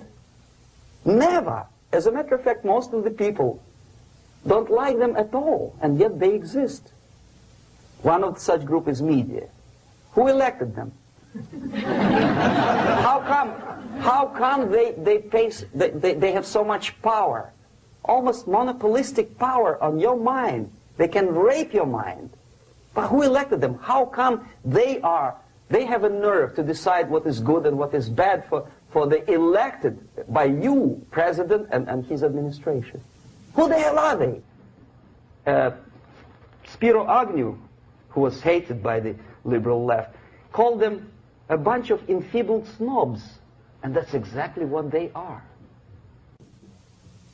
They think they know. They don't. The level of mediocrity. In a big establishment like New York Times, Los Angeles Times, major television network, you don't have to be excellent journalist. You have to be exactly a mediocre journalist. That's easier to survive. There's no competition anymore. You have your good, nice income, $100,000 a year. That's it. Whether you are better or worse doesn't really matter anymore. As soon as you're smiling to the camera and do your job. That's it. No more competition. Power structure slowly is eroded by the bodies and groups of people who do not have neither qualification nor the will of people to keep them in power, and yet they do have power. Okay. Together with that, there is another process. Law enforcement, law and order organization and structure is being eroded. For the last 20, 25 years, if you see old movies and new movies, you can see that in new movies, a policeman, an officer of the United States Army looks dumb, angry, psychotic, paranoid. A criminal looks nice, kind of, well, he smokes hash and shoots the whatever drug, but basically he's a nice human being. He's creative. And he's unproductive only because society oppresses him. Whereby a general of Pentagon is always, by definition, a dumb, a war maniac. A policeman is a pig, rude policeman. He abuses his power. You know? A generality, generalization like that. The hatred, the mistrust to the people who are supposed to protect you and enforce law and order. Moral relativity. The Angelo Buono process lasted 2 years in Los Angeles. And yet there are still some lawyers who say, look, he's a nice character, as a matter of fact. There was some witness who said, also a criminal, who said, well, he's a nice guy. I asked him one day to burn a house of my enemy, and he wouldn't do it. He's a nice fella. Erosion. A slow substitution of basic moral principles, whereby a criminal is not a criminal, actually. He's a defendant. Even if his guilt is proven, there is still a doubt to kill or not to kill, to be or not to be. Thou shalt not kill, yes, but this line may not necessarily be applicable to a murderer. Thou shalt not murder. That should be the presumption, not that thou shalt not kill. Okay, labor relations. At this stage, within 15 to 20 years, we destroy the traditionally established links of bargaining between employer and employee. The classical Marxist-Leninist theory of natural exchange of goods. A person A has 5 sacks of grain and person B has 5 pairs of shoes. And the natural exchange without money is when they bargain between each other. And only with the introduction of the third force, C, an entirely third foreign stranger who says, no, don't give him 5 sacks of grain, give it to me. And you give me your 5 pairs of shoes, and I will distribute it accordingly. So that the economy will go. This is the death of natural exchange, and death of natural bargaining. Well, trade unions were established 100 years ago. The objective was to improve working conditions and to protect the rights of workers from those employers who were abusing their right because they had more money. Objectively, at that time, initially, the trade union movement did work. What we see now is that the bargaining process is no longer resulting in the compromise, which is leading objectively to betterment of working conditions and increase of salary. What we see is that after each prolonged strike, the workers lose. Even if they have 10% increase of their salaries, they cannot catch up due to inflation and due to missed time. More than that, millions of people suffer from that strike because economy now is interdependent. It's intertwined like one body. If previously steel workers, say 100 years ago, could strike and nobody would suffer, now it's impossible anymore. If a garbage collector strikes today, the rest of the multi-million city is stinking.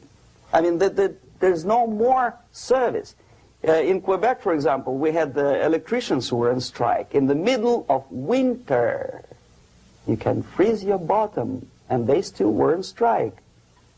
Did they catch up with the salary? No, they lost. Who benefited? The leaders of trade unions. What is the motivation for strike? Improving of workers' condition? No, obviously it's not. Then what is it? Ideology. To prove to these capitalists. And the obedient horde of workers, like sheep, follow these people. And they cannot disobey. Why? Because if they do, you know what happens to them? Pickets, murders, shooting truck drivers by picketers. In Montreal, for example, I saw with my own eyes when I was correspondent of CBC International, Canadian Broadcasting Corporation, when the workers of aircraft factory destroyed computers and the equipment in the factory. And the administration employed strike breakers. Their cars were turned upside down and burned. Their houses were burned. Their kids were intimidated. And some victims were there. Of that you can be sure. Why? To improve conditions of workers? No. Ideology. Okay, so this is what happens basically. It may or may not happen without the help of the Soviet Union.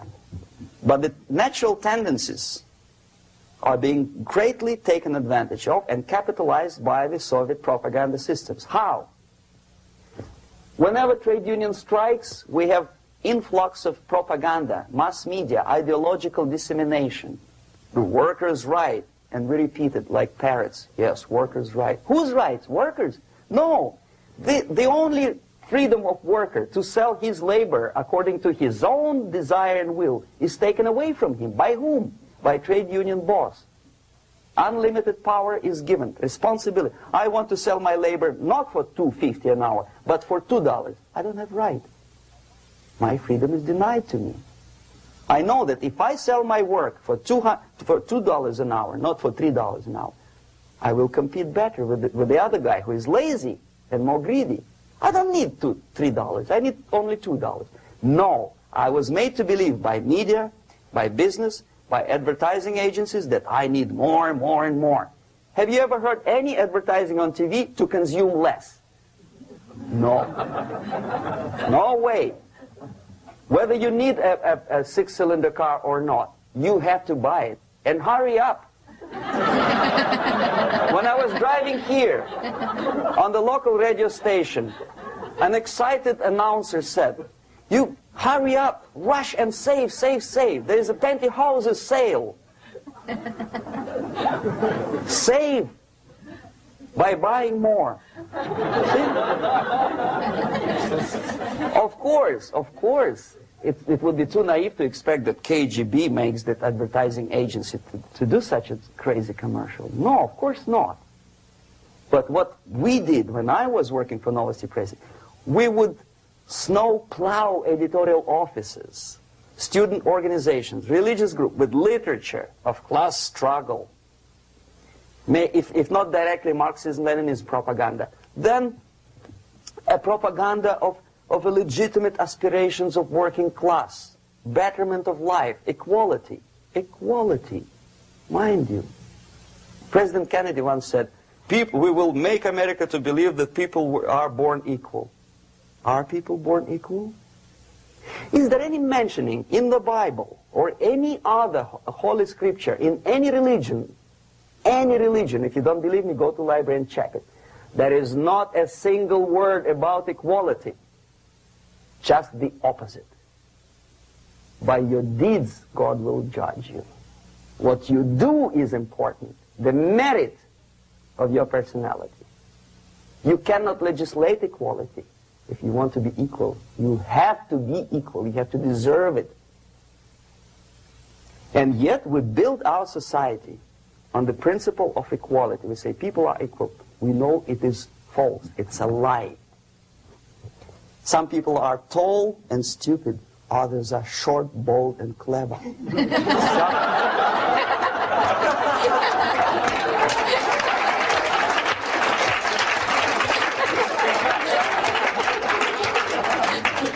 If we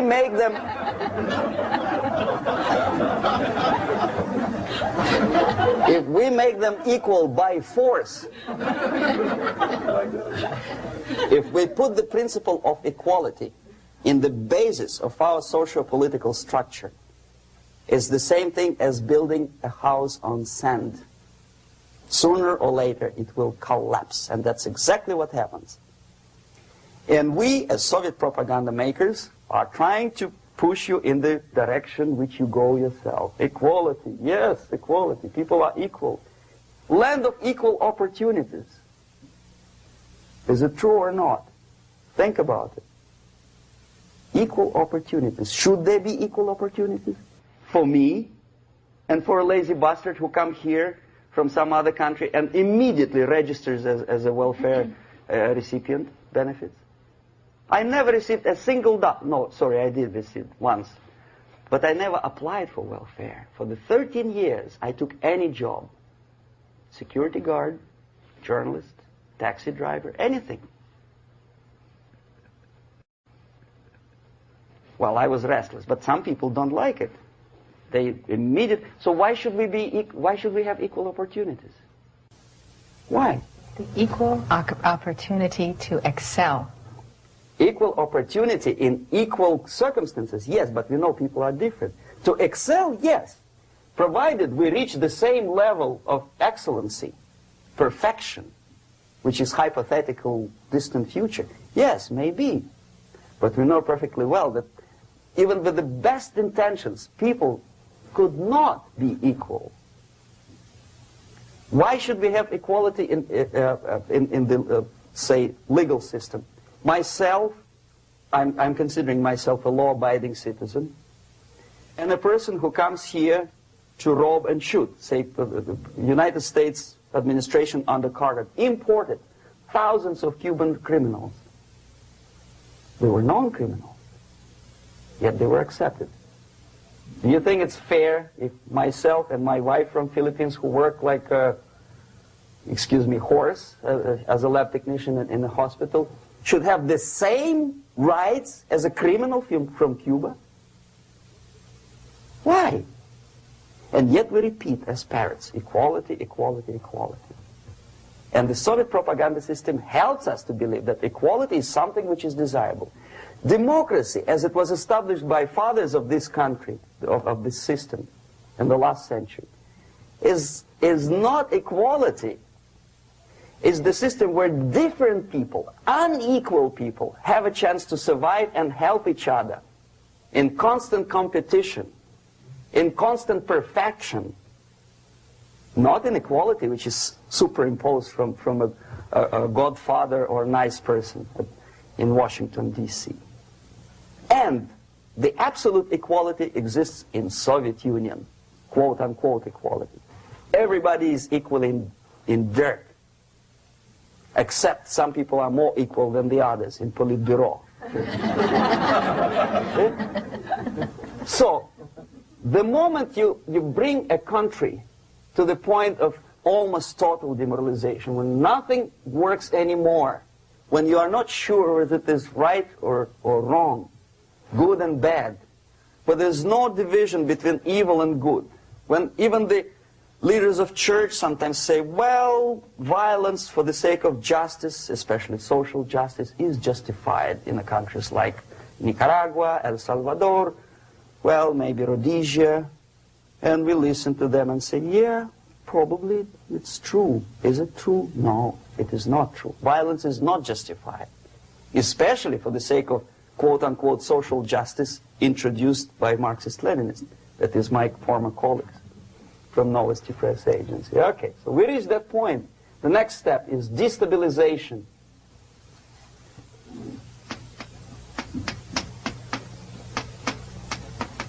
Again, this word says for itself what it is. To destabilize all the relations, all the accepted institutions and organizations in a country of your enemy. How you do it? You don't have to send a battalion of KGB agents to blow up bridges. No. You let them do it themselves. The area of application is, again, it's narrower now. Not like the previous case. The overt legitimate actions of the KGB in this case would be hardly noticeable. There is no crime if a professor who recently went to USSR introduces a course of Marxism-Leninism in a Californian college, for example. Nobody is going to come to his doorstep and say, okay, mister, come, you are under arrest. No, it's not a crime. It's not even considered a moral crime against your country. So the area of application here is narrowing down to economy, again, labor relations, right? To law and order, plus military. And economy, law and order. Yes, and again the media, but wider scope, little bit different. I'll explain it later. Okay, basically 3 areas. Economy. The radicalization of bargaining process. If on that stage we still could achieve, theoretically, some positive compromise between the negotiating sides with say, arbitrary, introduction of arbitrary judges, third side, objectively judging the demands of both sides. Here it's radicalization.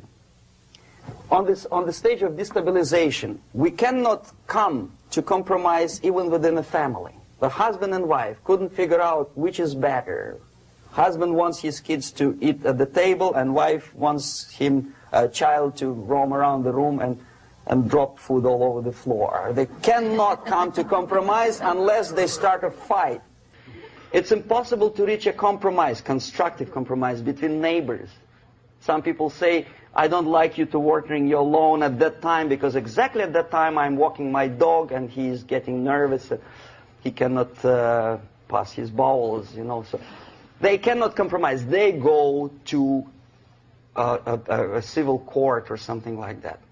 Radicalization of human relations. No more compromise. Fight, fight, fight. The normal, traditionally accepted relations are destabilized. The relations between teachers and students in schools and colleges. Fight. The relations in economical sphere between laborers and employers are further radicalized. No more acceptance of the legitimacy of demands of workers. Unlike Japanese, with the theory Z, if you ever heard about it, where the workers are involved in the decision-making process, therefore they don't have moral incentive to fight their bosses. In the United States, it's just the opposite. The harder is the fight, the better. The more heroic they look. When the Greyhound network was on strike recently, the correspondents of local TV networks all over the United States were approaching these strikers, and they say, oh yes, we are doing something nice. They look like heroes and they were proud. There was some family, the husband was bus driver. Now they decided in a protest against the bosses to camp somewhere in the forest. And they were presented to the audience as a heroic, nice people. You see? The violent clashes between passengers, picketers, and the strikers are presented as something normal. 10, 15, 20 years ago, we would be angry, say, why so much hatred? Today we are not. We say, well, commonplace. Radicalization, militarization sometimes. As I explained on that stage, I took a step a little bit further. Shooting people.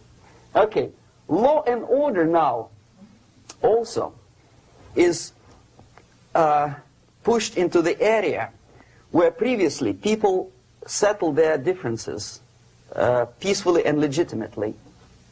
Now we are getting with this court cases in the smallest irrelevant cases. We cannot solve our problems anymore. The society at large becomes more and more antagonistic between individuals, between groups of individuals, and the society at large.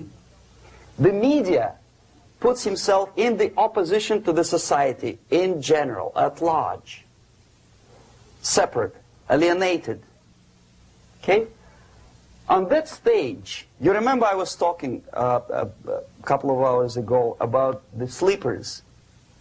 That's when the students from, say, United States, if they are trained in Lumumba University, or developing nations, that's the students I was dealing with, are being sent back from the Soviet Union here.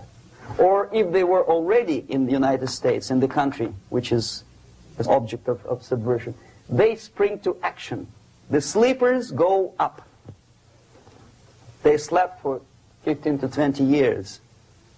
Now they become leaders of groups, preachers, I don't know, public figures. Prominently they actively include themselves in a political process. All of a sudden we see a homosexual. 15 years ago he did his dirty job and nobody cared. Now he makes it a political issue.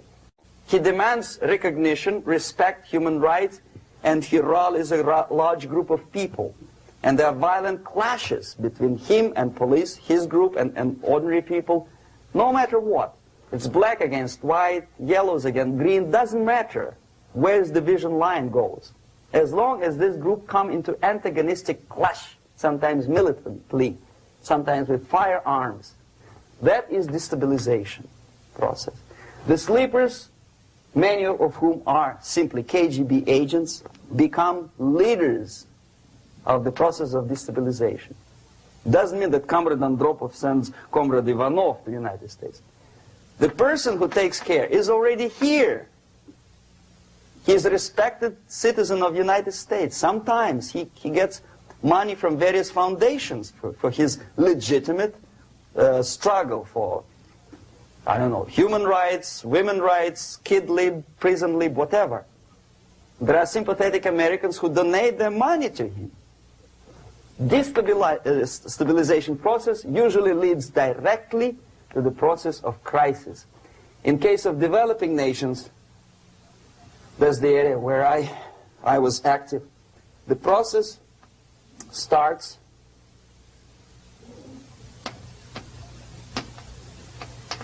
when the legitimate bodies of power, the social structure collapse. It cannot function anymore.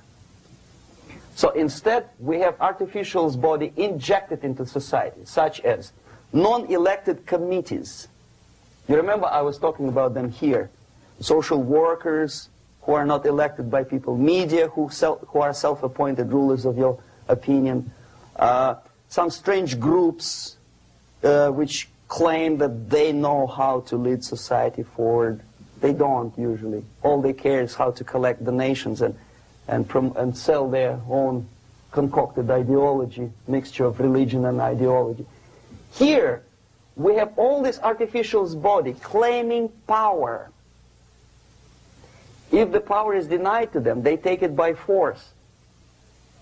In case of Iran, for example, all of a sudden we have revolutionary committees. What kind of revolution? There was no revolution yet, and yet they had the committees. They were taking power of judgment. They had the power of execution, they had the power of legislation, and that they had the power of judicial. All of them combined in one person, who is half-baked intellectual, sometimes graduated from Harvard University or Berkeley. He comes back to his country and he thinks that he knows the answer to all the social, economical problems. Okay? Crisis is when society cannot function any more productively. It collapses, obviously. That's the word for crisis. So therefore, the population at large is looking for a savior. The religious groups are expecting a Messiah to come. The workers say, we have family to feed. Let's have a strong government, maybe socialist government, centralized, when somebody put the employers on their place and let us work. We are sick and tired of going to strike and missing overtime and all that stuff. We need some strong man, strong government, a leader, a savior is needed. Population is sick and tired already. And here we are. We have a savior. either a foreign nation comes in, or the local group of leftists, Marxists, no matter what they call themselves, Sandinista, a reverend or some sort, Bishop Muzureva, like in Zimbabwe, doesn't matter. A savior comes and says, I will lead you. So we have two alternatives here. Civil war and invasion.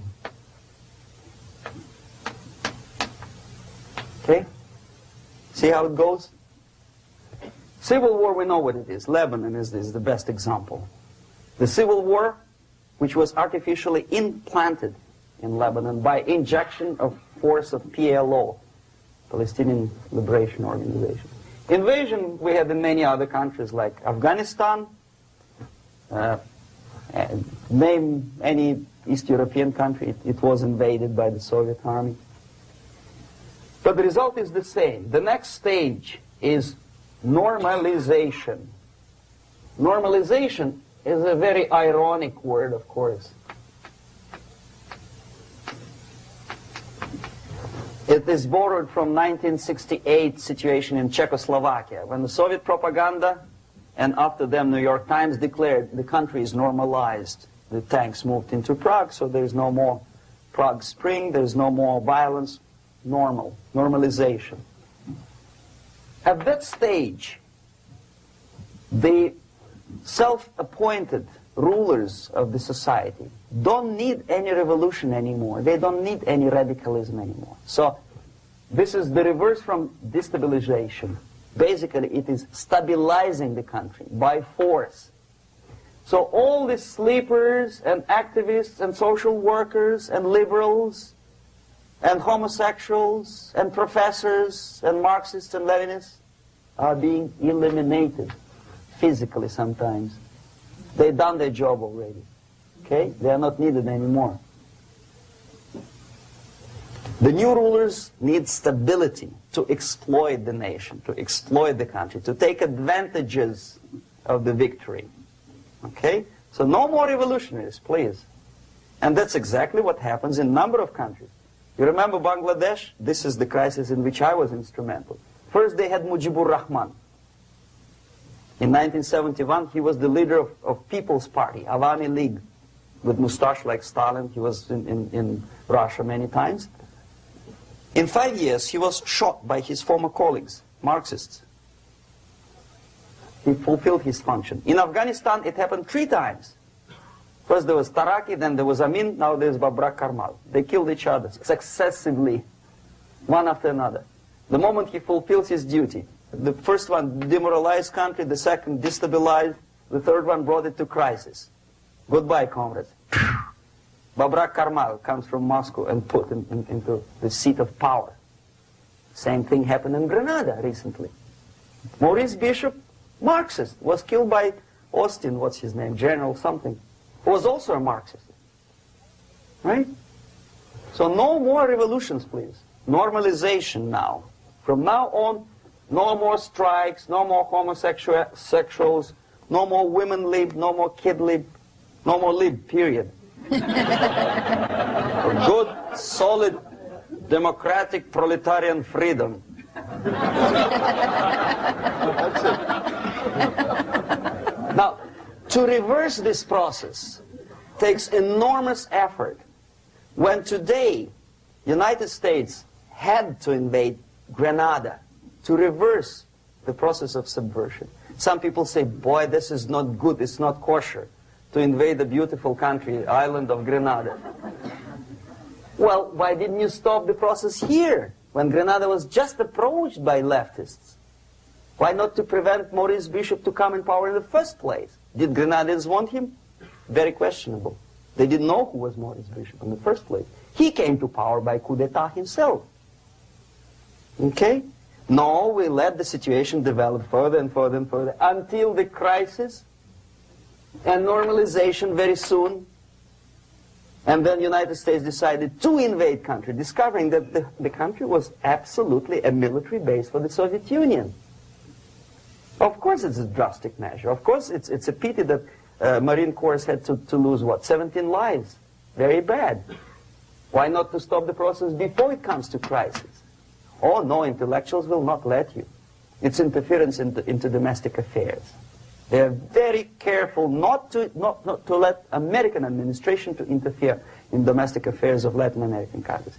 They don't mind Soviet Union interfere in these affairs. Okay. So to reverse this process from here, it takes only and always military force. No other force on earth can reverse this process at this point. At this point, it does not take military invasion of the United States Army. It takes strong action, like in Chile. A CIA covert involvement to prevent the savior from outside to come into power and to stabilize country before it erupts into civil war. Okay? Support the right-wing conservative forces. By money, by crooks or love, doesn't matter. Stabilize the country. Don't let the crisis develop into civil war or invasion. Oh no, your liberals will say it's against the law. The Congress will not appropriate money for covert actions of CIA. Why not? Should we wait till the normalization come and Soviet tanks land in Los Angeles airport? Now, at that point, at the point of destabilization, also the process could be reversed. Again, easily than this. No CIA involvement at this point. You know what it takes here? Restriction of some liberties for small groups which are self-declared enemies of the society. As simple as that. Oh no, the media and liberals will tell you this is against the American Constitution. How can we, by force, deny the civil rights to criminals, for example? It's not good. Okay? So we allow them to. Okay, if you allow the criminals to have civil rights, go on and bring the country to the crisis. This is a bloodless way to do. Curb the rights. I mean, not to put them in prison. No, I'm not talking about putting all the gays from San Francisco in the concentration camp. Do not allow them to take political force. Do not elect them to the seats of power, whether it is municipality level, state level, or federal level.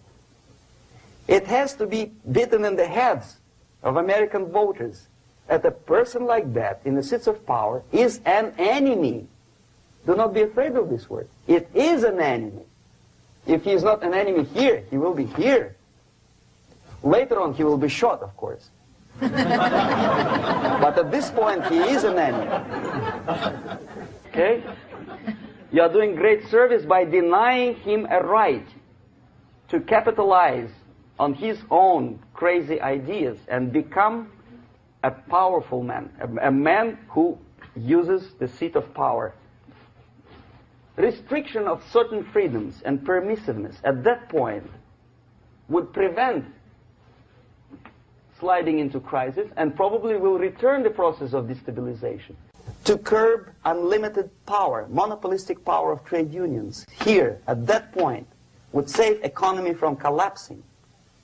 To introduce a law to stop private companies of raping public opinion's mind in the direction of consumerism. No company must have a right to force you into buying more unless you want it. There must be a law. You want to advertise your car? Okay. But not a single mentioning of buying it now and saving money. It must be against the law to force people to consume more.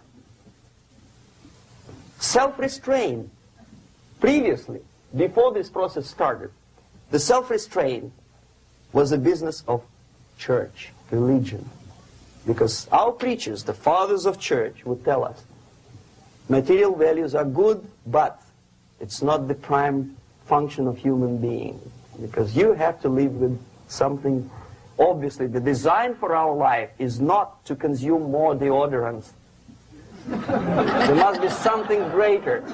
If such a complicated instrument as human body was created, obviously there must be some higher purpose for that. And it's very easy to avoid destabilization by denying the greedy companies one little freedom, one little liberty, forcing you into turning yourself into processors of unwanted products and goods. They turn you into machines, like the worm who there's inlet and outlet. So, and how long an average appliance lasts these days? Less than a year. Why? Where's workmanship? Well, we want you to buy more. Okay. Destabilization process could be easily overcome if, as I say, the society, by its own will or after persuasion by the leaders, will come to the idea of self-restraint. It's so hard, we want to consume more, but you have to. Unless you will come to this stage, when, as we say in Russia, if Sahara Desert ever becomes a communist state, there will be shortage of sand. So you have to curb your... you have to curb your expectations at this point before it's too late. But no, we don't want to do it. Demoralization process. Again, it's the easiest thing to reverse. First of all, by restricting import of propaganda. The easiest thing to do. Unlimited, unrestrained import of Soviet literature, Soviet journalists, giving Soviet propaganda and ideological agitators equal time on American TV networks. It has to be stopped. And it's easy. They won't be offended, mind you. As a matter of fact, they will respect America more. But when my former colleague Vladimir Posner appears on Nightline and Ted Koppel asks him, well, Vladimir, what do you think about this and that? What can he think? He is an instrument of propaganda. He thinks what Comrade Andropov tells him to think. He's just a nice, articulate mouthpiece of the Soviet subversion system. And Ted Koppel makes you believe that my friend Vladimir Posner thinks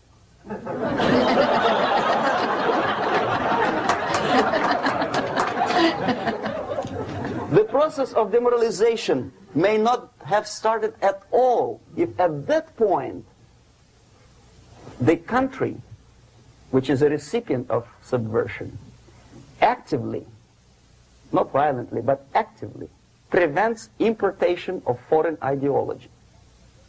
I don't want America to follow the pattern of ancient Japan. You don't have to shoot every foreigner when it approaches the sacred borders of the United States. But when he offers you a junk in the disguise of very shiny something, you have to tell him, no, we have our own junk.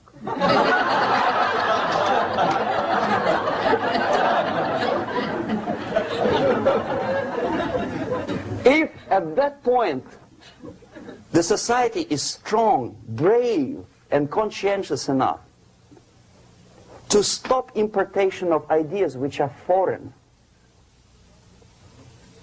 then the whole chain of events could be prevented. Recently I've been to the Philippines, and I was shocked how in big cities like Manila, children listen to deafening music. A melodious nation with long traditions of good, nice ethnic music, introduced by Spanish long time ago, maybe 2 centuries, 3 centuries ago, I don't remember how long. All of a sudden listen to musical garbage, blasting their radios at full blast, at full volume. Why? In India, I spent many years watching the reactions of Indians walking out of movie theaters after seeing Hollywood production. They couldn't figure out why Americans are so wasteful. They smash their cars, their shiny cars, every 5 minutes. How come they shoot each other for $500,000? Is it true that they're so obsessed with sex? Can you imagine showing a movie where each 5 minutes there's a copulation on the screen. To a country like India with long tradition of respect to these private matters, or to Pakistan. And United States expect these people to respect you? No way. Oh yes, they will see the movie, they'll pay 5 rupees to see that garbage. But they walk out and will tell their kids, don't respect Americans, don't be like Americans. See? So, the process of demoralization could be stopped right here, both as an expert and as an import. And that takes one step, one very important thing to do. You don't have to expel all the KGB agents from Washington, D.C. The most difficult and at the same time the simplest answer to the subversion is to start it here and even before, by bringing back the society to religion, something that you cannot touch and eat and put on yourself, but something that rules society and makes it move and preserve it. A Soviet scientist, Shafarevich, who has nothing to do with religion, he is a computer scientist, did a very intensive research on the history of socialist countries. He calls socialist or communist any country with a centralized economy and a pyramidal style of power structure. And he discovered, actually he didn't discover it, he just brought to attention of his readers, that civilizations like Mohenjo-Daro in the river Indus area, like Egypt, like Maya, Incas, like Babylonian culture, collapsed and disappeared from the surface of Earth. The moment they lost religion, as simple as that, they disintegrated. Nobody remembers about them anymore. Well, distantly. So, the ideas are moving society and keeping mankind as a society of human beings, intelligent, moral agents of God. The facts, the truth, the exact knowledge may not. All the sophisticated technology and computers will not prevent society from disintegrating and eventually dying out. Have you ever met a person who would sacrifice his life, freedom, for the truth like that? This is truth. I never met a person who said, this is truth and I'm ready to shoot me. To defend the truth. Right? But millions sacrifice their life, freedom, comfort, everything for things like God, like Jesus Christ. It's an honor. Some martyrs in the Soviet concentration camp died. And they died in peace, unlike those who shouted, "Long live Stalin," knowing perfectly well that he may not live long. Something which is not material moves society and helps it to survive. And the other way around. The moment we turn into 2 by 2 is 4 and make it a guiding principle of our life, our existence, we die. Even though this is true, and this we cannot prove. We only can feel and have faith in it. So the answer to ideological subversion, strangely enough, is very simple. You don't have to shoot people, you don't have to aim missiles and Pershings and cruise missiles at Andropov's headquarters. You simply have to have faith and prevent subversion. In other words, not to be a victim of subversion.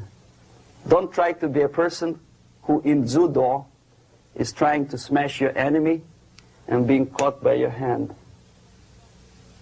Don't strike like that. Strike with the power of your spirit and moral superiority. If you don't have that power, it's high time to develop it. And that's the only answer. That's it. Thank you.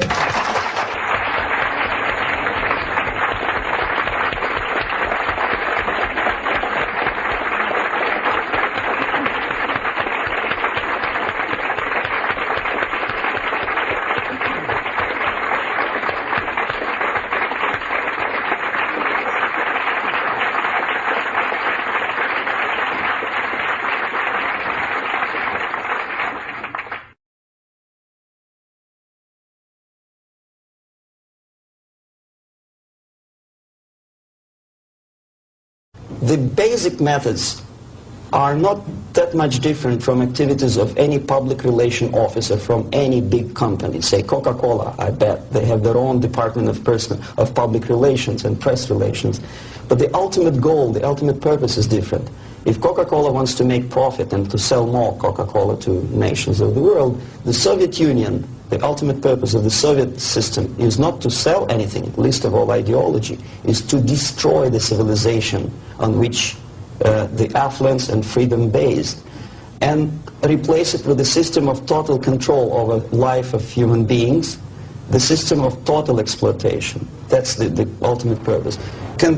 My specific measures, which I was forced to do, unwillingly of course, but I had to do them just to promote myself further and further, is bribery, corruption, befriending politicians, members of parliament, influential scholars, members of civil service, businessmen. In other words, anyone who has anything to do with shaping of public opinion in the interests of the Soviet foreign policy. That would include a long process which sometimes is unnoticeable to an average person. It's a long-term process which is called ideological subversion. It's unnoticeable as movement of a small hand of a clock. You know it's going around, but even if you watch it intensely, you don't see the movement. The eventual result is befriending these people and trying to get them involved in the activity in the interests of the Soviet foreign policy. The immediate impulse when I learned that the Soviet Embassy, Department of Research and Counter-Propaganda, of which I was a deputy chief, is engaged neither in research nor in counter-propaganda. It is a department which is compiling information of private nature on individuals, divided in two groups, good boys and bad boys. The sympathetic people were promoted in media and public life. The people who were opposed to the Soviet foreign policy were blackwashed, blackmailed, and destroyed, first morally and sometimes physically too. Understanding of what I was doing came to me when I looked through a press release of United States Information Service describing an incident in a South Vietnamese city of Hue, captured by communists from Hanoi for 48 hours. Then it was recaptured by United States and South Vietnamese armies, and to their horror they discovered that within 2 nights the communists could manage to round up more than 15,000 people and execute them. Most of these people were either sympathetic to the United States or to the Western culture, or directly involved in activities supporting the United States present in South Vietnam, agents of CIA naturally, even barbers because they know too much. They were executed, and United States intelligence couldn't figure out how could they possibly do it in such short period of time. Later on they discovered, they found out from several defectors that long before communists occupied that city, there was an extensive omnipresent network of informers who knew exactly the addresses, the names, the whereabouts of each individual who was later executed. When I turned to my own files, I discovered that basically that information exists in my department. So it doesn't take much intelligence to understand what I was doing in India. I was compiling information. Comes revolution, these people would be executed. Indirectly, I was involved in a criminal activity, in mass murder. I decided to defect and explain it to Americans, and the response I already described. I was called a paranoid. But I decided to defect and try nevertheless. There's another long story. It's virtually impossible to defect in India simply because Indian government, under pressure from the Soviet government, if you can call them government, I don't call them government, I call them junta. They adopted a law as early as in 61 or 62, after Stalin's daughter defection especially. That law states that no embassy, no foreign legation on the territory of Indian Republic has the right to extend political asylum to any defector from any country, which is very It's a masterpiece of hypocrisy. No other defector but a Soviet one needs a political asylum. If you are a Canadian or American, if you want to be nasty to your own government, the maximum you can do is just to pick up a phone and make a dirty phone call to your ambassador. Buy yourself a ticket and get lost. What happens to a Soviet defector under that law? If I knock a door of United States Embassy, by that law, the American diplomats have to turn me back to the Indian police, and Indian police takes me directly back to the Soviet embassy. And that's the end of my defection. So knowing that perfectly well, and having contacts both with Indian police and American media corps, I understood that the only way for me was to disappear for a while, and the best way I discovered was to mix with a group of hippies. Mind you, that was the time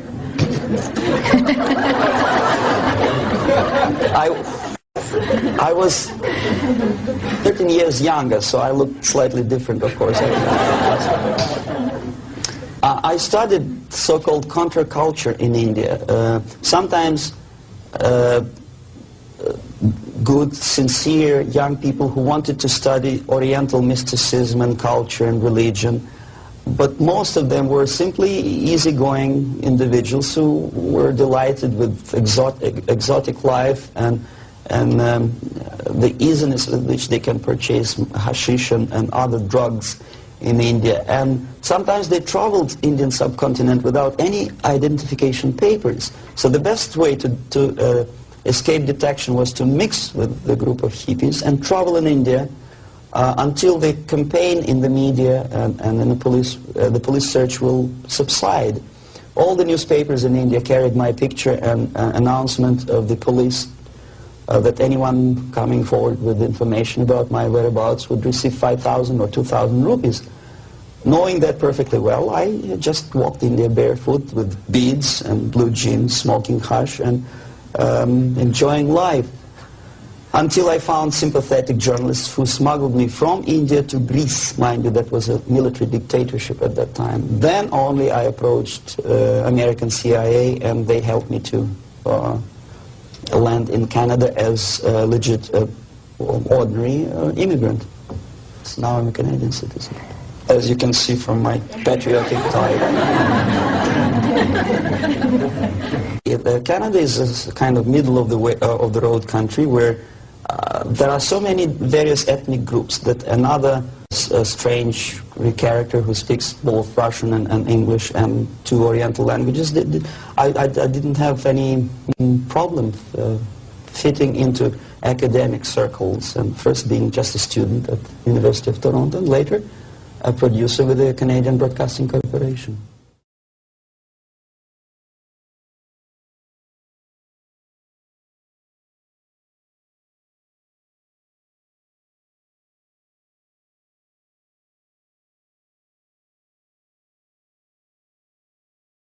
If it's a free, democratic society, there are many different movements within the society.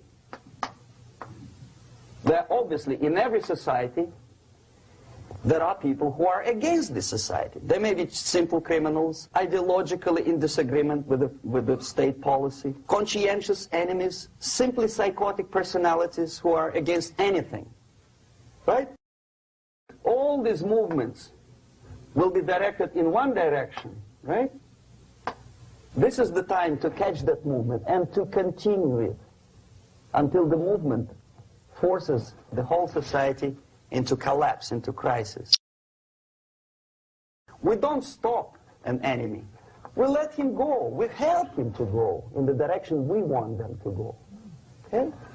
Obviously, there are tendencies in each society, in each country, which are going to opposite direction from the basic moral values and principles. To take advantage of these movements, to capitalize on them, is the main purpose of the originator of subversion. So we have religion, we have education, we have social life, we have power structure, we have labor relations, unions, and finally we have law and order. 1, 2, 3, 4, 5, 6. Okay? these are the areas of application of subversion. What it means exactly? In case of religion, destroy it, ridicule it, replace it with various sects, cults, which bring people's attention, faith, whether it is naive, primitive, doesn't really matter. As long as the basically accepted religious dogma is being slowly eroded. Education. Distract them from learning something which is constructive, pragmatic. Teach them history of urban warfare, natural food, home economy, your sexuality, anything, as long as it takes you away, okay? Social life. Replace traditionally established institutions and organizations with fake organizations. Take away the initiative from people. Take away the responsibility. Power structure. Okay, the natural bodies of administration, which are traditionally either elected by people at large or appointed by elected leaders of society, are being actively substituted by artificial bodies. The bodies of people, groups of people, whom nobody elected. Never. As a matter of fact, most of the people don't like them at all, and yet they exist. Do not have neither qualification nor the will of people to keep them in power, and yet they do have power. Okay. Together with that, there is another process. Law enforcement, law and order organization and structure is being eroded. For the last 20, 25 years, if you see old movies and new movies, you can see that a policeman, an officer of the United States Army, looks dumb, angry, psychotic, paranoid. A criminal looks nice, and he's unproductive only because society oppresses him. A policeman is a pig, rude policeman. He abuses his power. No? A generality, generalization like that. The hatred, the mistrust to the people who are supposed to protect you and enforce law and order. Moral relativity. Okay, labor relations. At this stage, within 15 to 20 years, we destroy the traditionally established links of bargaining between employer and employee. Millions of people suffer from that strike because economy now is interdependent. It's intertwined like one body. What is the motivation for strike? Improving of a workers' condition? No, obviously it's not. Then what is it? Ideology. To prove to these capitalists.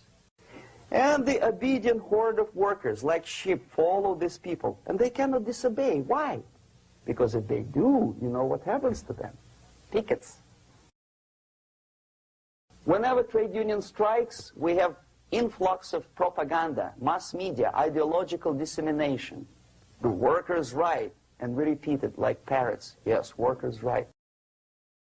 To reverse this process, do not elect them to the seats of power, whether it is municipality level, state level, or federal level. It has to be beaten in the heads of American voters that a person like that in the seats of power is an enemy. Do not be afraid of this word. It is an enemy. Strike with the power of spirit and moral superiority. If you don't have that power, it's high time to develop it. And that's the only answer. That's it. Thank you.